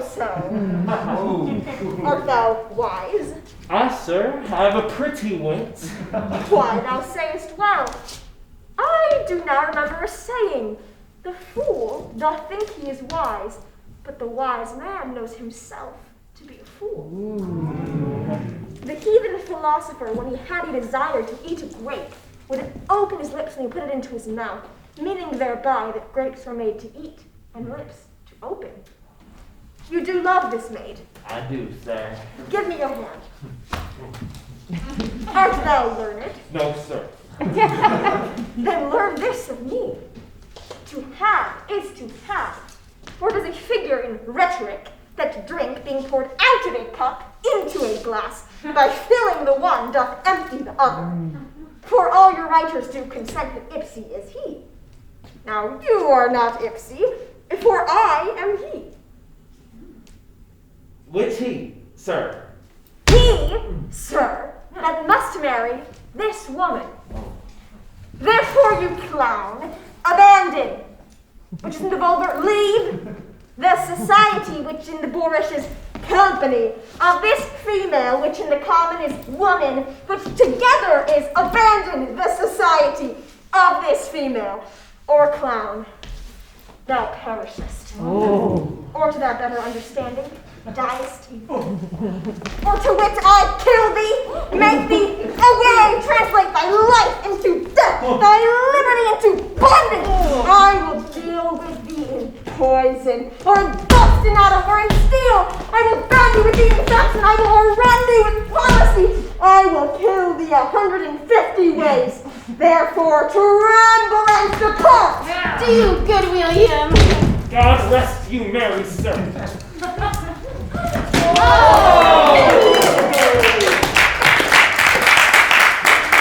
Our master and mistress seeks you. Come. Away! Trip, Audrey! They attend! Is it possible that on so little acquaintance you should like her? That will seem her you should love her. And loving woos, and wooing she should grant. And will you persevere to enjoy her? What? Neither call the giddiness of it in question, the poverty of her, the small acquaintance, my sudden wooing, nor her sudden consenting, but say with me, I love Aliena. Say with her that she loves me. Consent with both that we may enjoy each other. It shall be to your good, for my father's house and all the revenue that was old Sir Roland's will I estate upon you, and here live and die a shepherd. You have my consent. Let your wedding be tomorrow. Thither will I give the Duke and all his contented followers. Go you and prepare your Aliena. For look you, here comes my Rosalind. God save you, brother. And you, fair sister. Oh, my dear Orlando, how it grieves me to see thee wear thy heart in scarf. It is my arm. I thought thy heart had been wounded with the claws of a lion. Oh, wounded it is, but with the eyes of a lady. Did your brother tell you how well I counterfeited to swoon when he showed me your handkerchief? Aye, and greater wonders than that. Oh, I know where you are. Nay, 'tis true.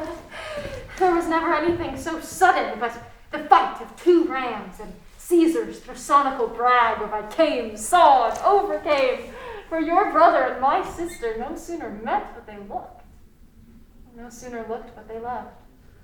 No sooner loved but they sighed. No sooner sighed but they asked one another the reason. No sooner knew the reason but they sought the remedy. And in these degrees have they made a pair of stairs to marriage, which they will climb incontinent or else be incontinent before marriage. They are in the very breath of love, and they will together. Clubs cannot part them. They will be married tomorrow, and I will bid the Duke to the nuptial. But oh, how bitter a thing it is to look into happiness through another man's eyes. And by so much the more shall I tomorrow be at the height of heart heaviness, by how much I shall think my brother happy in having what he wishes for. Why then, tomorrow I cannot serve your turn for Rosalind. I can live no longer by thinking. I will weary you then no longer with idle talking. Know of me then, for now I speak to some purpose. If you do love Rosalind, so near the heart as your gesture cries it out, tomorrow when your brother marries Aliena, shall you marry her? I know into what straits of fortune she is driven, and it is not impossible to me, if it appear not inconvenient to you, to set her before your eyes tomorrow, human as she is. Speakest thou in sober meaning? By my life, I do, which I tender dearly. So put you in your best array, bid your friends, for if you will be married, you shall.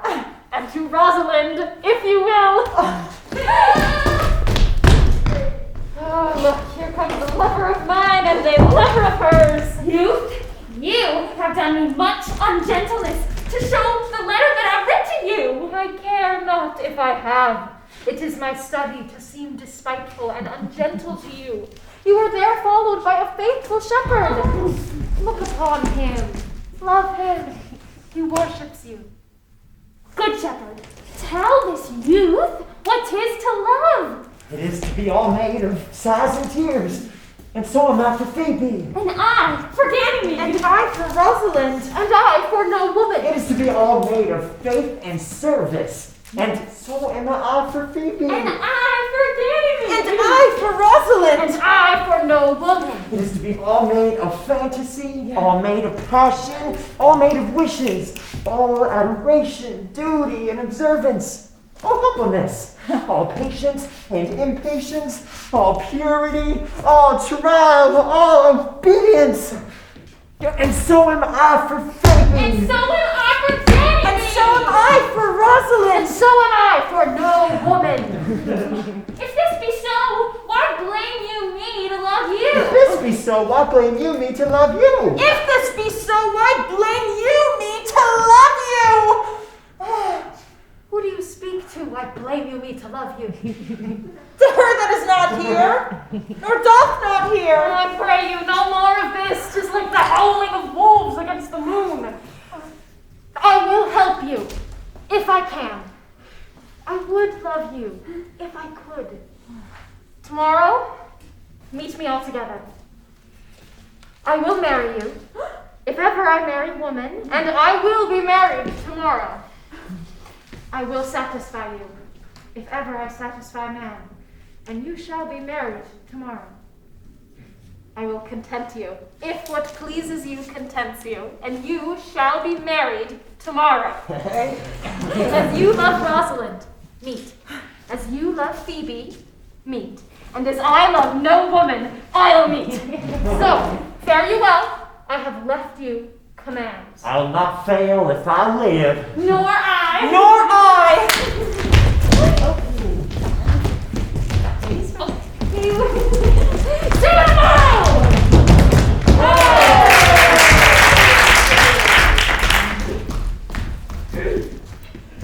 Tomorrow is the joyful day, Audrey. Tomorrow will we be married.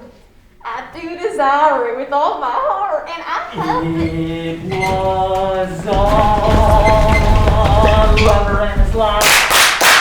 With a hey ho, now go. And all the green field did pass in the springtime, the only pretty ringtime. When birds sing and sing and sing, sing, sweet lovers love the spring. Are you done? Tomorrow is the joyful day, Audrey. Tomorrow will we be married. I do desire it with all my heart. Between the pictures of the rhyme. Hey, ho, now go.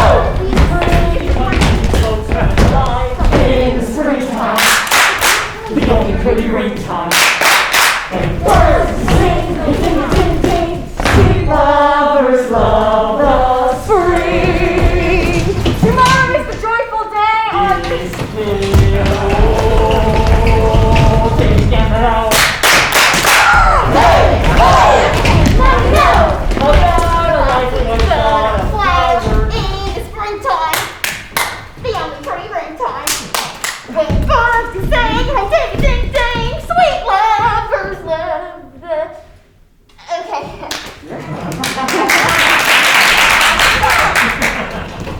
Tomorrow is the joyful day, Audrey. Tomorrow will we be married. Well, I do desire it with all my heart. And I hope it is no dishonest desire to be a woman of the world. Yes!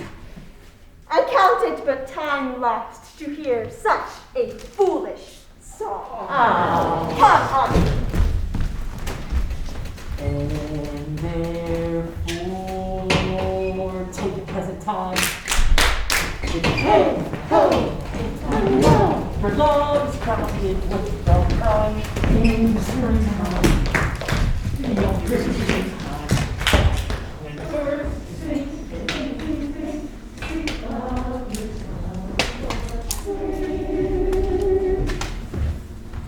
Dost thou believe, Orlando, that the boy can do all this that he has promised? I sometimes do believe, and sometimes do not. As those that fear they hope, and know they fear. Patience once more while the compact is out. You say, if I bring in your Rosalind, you will bestow her on Orlando here. That would I, and I kingdoms to give with her. And you say you will have her when I bring her. That would I, were I of all kingdoms king. You say you will marry me if I be willing. That will I, should I die the hour after. But if you do refuse to marry me, you'll give yourself to that most faithful shepherd. So is the bargain. And you say you will have Phoebe, if she will. Though to have her and death were both one thing. I have promised to make all this matter even. Keep you your word, O Duke, to give your daughter. You yours, Orlando, to receive his daughter. Keep your word, Phoebe, that you'll marry me, or else refusing me to wed that shepherd. And keep your word, Silvius, that you'll marry Phoebe, if she refuse me. And from hence I go, to make these doubts all even.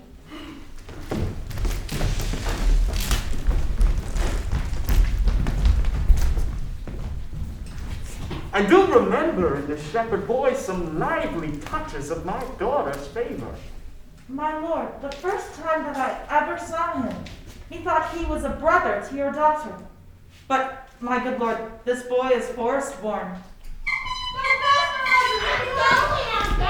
There is sure another flood gorge, and these couples are coming to the ark. Here comes a pair of very strange beasts, which in all tongues are called fools! Salutation and greeting to you all.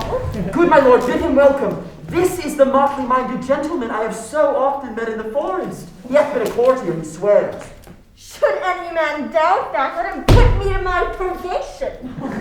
I have trod a measure. I have flattered a lady. I have been politic with my friend, smooth with my enemy. I have undone 3 tailors. I have had 4 quarrels, and like to have fought one. And how was that taken up? Faith we met and found the quarrel was upon the 7th cause. How 7th cause? Good my lord, like this fellow? I like him very well. Can't you, sir, I desire you of the like. But for the 7th cause, how did you find the quarrel upon the 7th cause? Upon a lie, 7 times removed. Bear your body more seeming, Audrey. As thus, sir.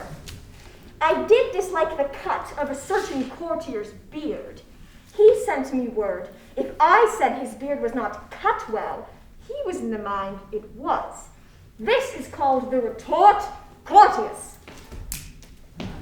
If I sent him word again it was not well cut, he would send me word he cut it to please himself. This is called the quip modest. If again it was not well cut, he disabled my judgment. This is called the reply churlish. If again it was not well cut, he would answer, I spake not true. This is called the reproof valiant. If again it was not well cut, he would say, I lied. This is called the counter-check quarrelsome, and so to the lie circumstantial and the lie direct. Is this not a rare fellow, my lord? He's as good at anything, and yet a fool. He uses his folly like a stalking horse, and under the presentation of that, he shoots his wit. Is there life in heaven?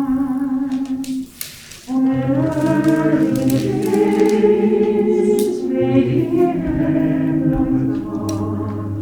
together. Good to receive our daughter. I'm not heaven's daughter, your brother, thither, that thou mightest join them with this loose heart, with this good song.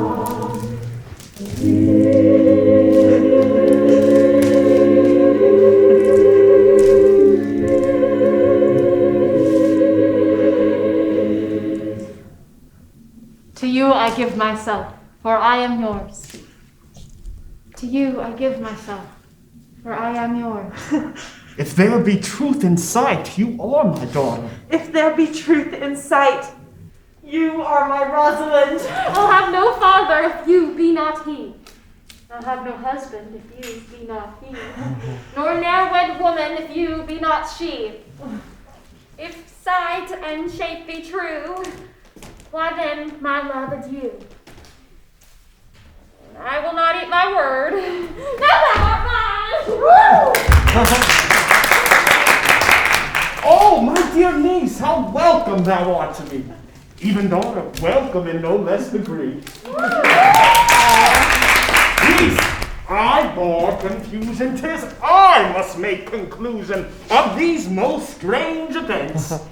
Here's 8 that must take hands to join in Hymen's bands. If truth holds, true contents. You and you, no cross shall part. You and you are heart and heart. You to his love must accord, or have a woman to your lord. You and you are sure together as the winter to foul weather. Vows of wedlock hymn we sing. Feed yourselves with questioning, that reason wonder may diminish. How best we met, and these things finish.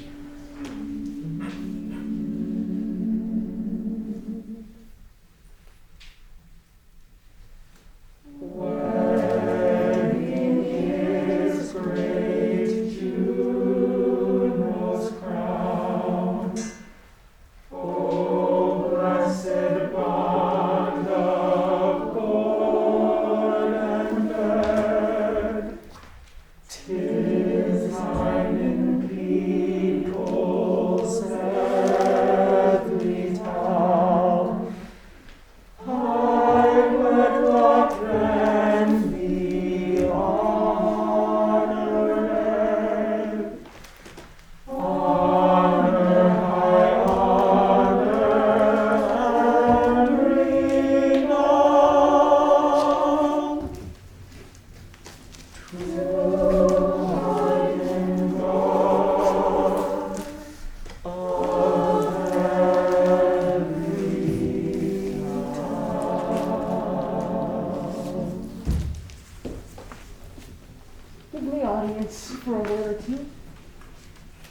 second son of old Sir Rowland, that bring these tidings to this fair assembly.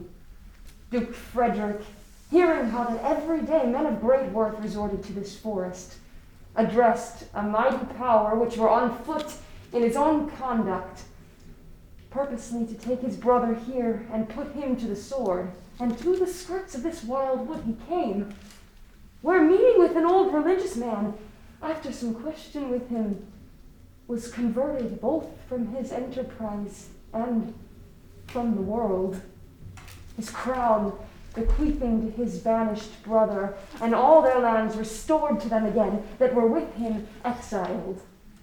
This to be true, I do engage my life. Welcome, young man. Thou offerest fairly to thy brother's wedding. To one his lands withheld, and to the other a land itself at large, a potent dukedom. First in this forest let us do those ends that here were well begun and well begot, and then after, every of this happy number that have endured true days and nights with us shall share in the good of our returned fortune, according to the measure of their states. Meantime, forget about this newfound dignity and fall into our rustic revelry. Sir, by your patience, if I heard you rightly, the Duke hath put on a religious life and thrown into neglect the pompous court? He hath. To him will I. Out of these convertites there is much to be heard and learned. You to your former honor I bequeath. Your patience and your virtue well deserves it. You to a love that your true faith doth merit. You to your land and love and great allies. You to a long and well-deserved bed. And you to wrangling, for thy loving voyage is but for 2 months victual. What does he mean about that? So to your pleasures, I am for other than for dancing measures. Stay, Jacques, stay. To see no pastime in which you would have, I'll stay to know which your abandoned cave. Proceed. Proceed.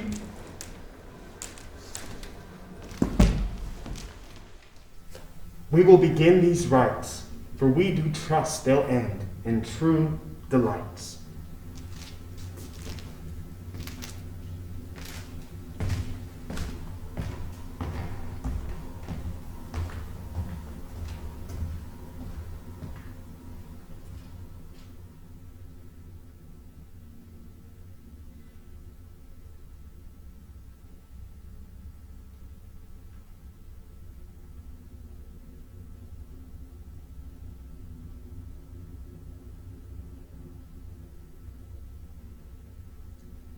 "'Tis not the fashion to see the lady the epilogue, but 'tis no more unhandsome than to see the lord the prologue.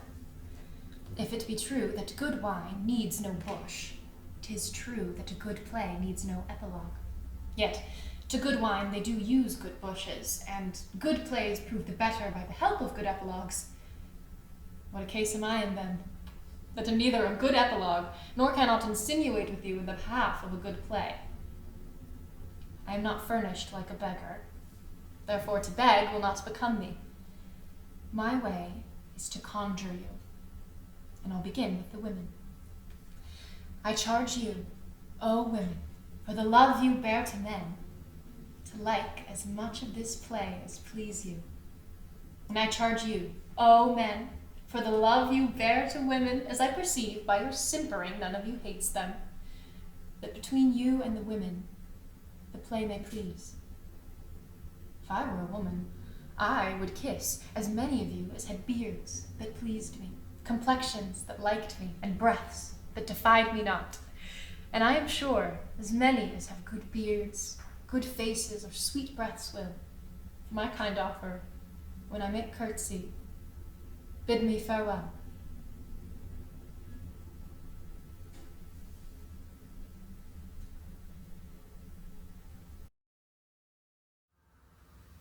Blow, blow, thou winter wind, thou art not not so unkind as man's ingratitude. Blow, blow, thou winter wind, thy tooth is not so keen, because thou art not seen, although thy breath be rude. Blow, blow, thou winter wind, hey ho, sing hey ho, unto the green holly. Most friendship is feigning, most loving mere folly. Then hey ho, the holly, this life is most jolly. Freeze, freeze, thou bitter sky, that dost not bite so nigh, as benefits forgot. Blow, blow, thou winter wind, though thou the waters warp, thy sting is not so sharp, as friends remember not.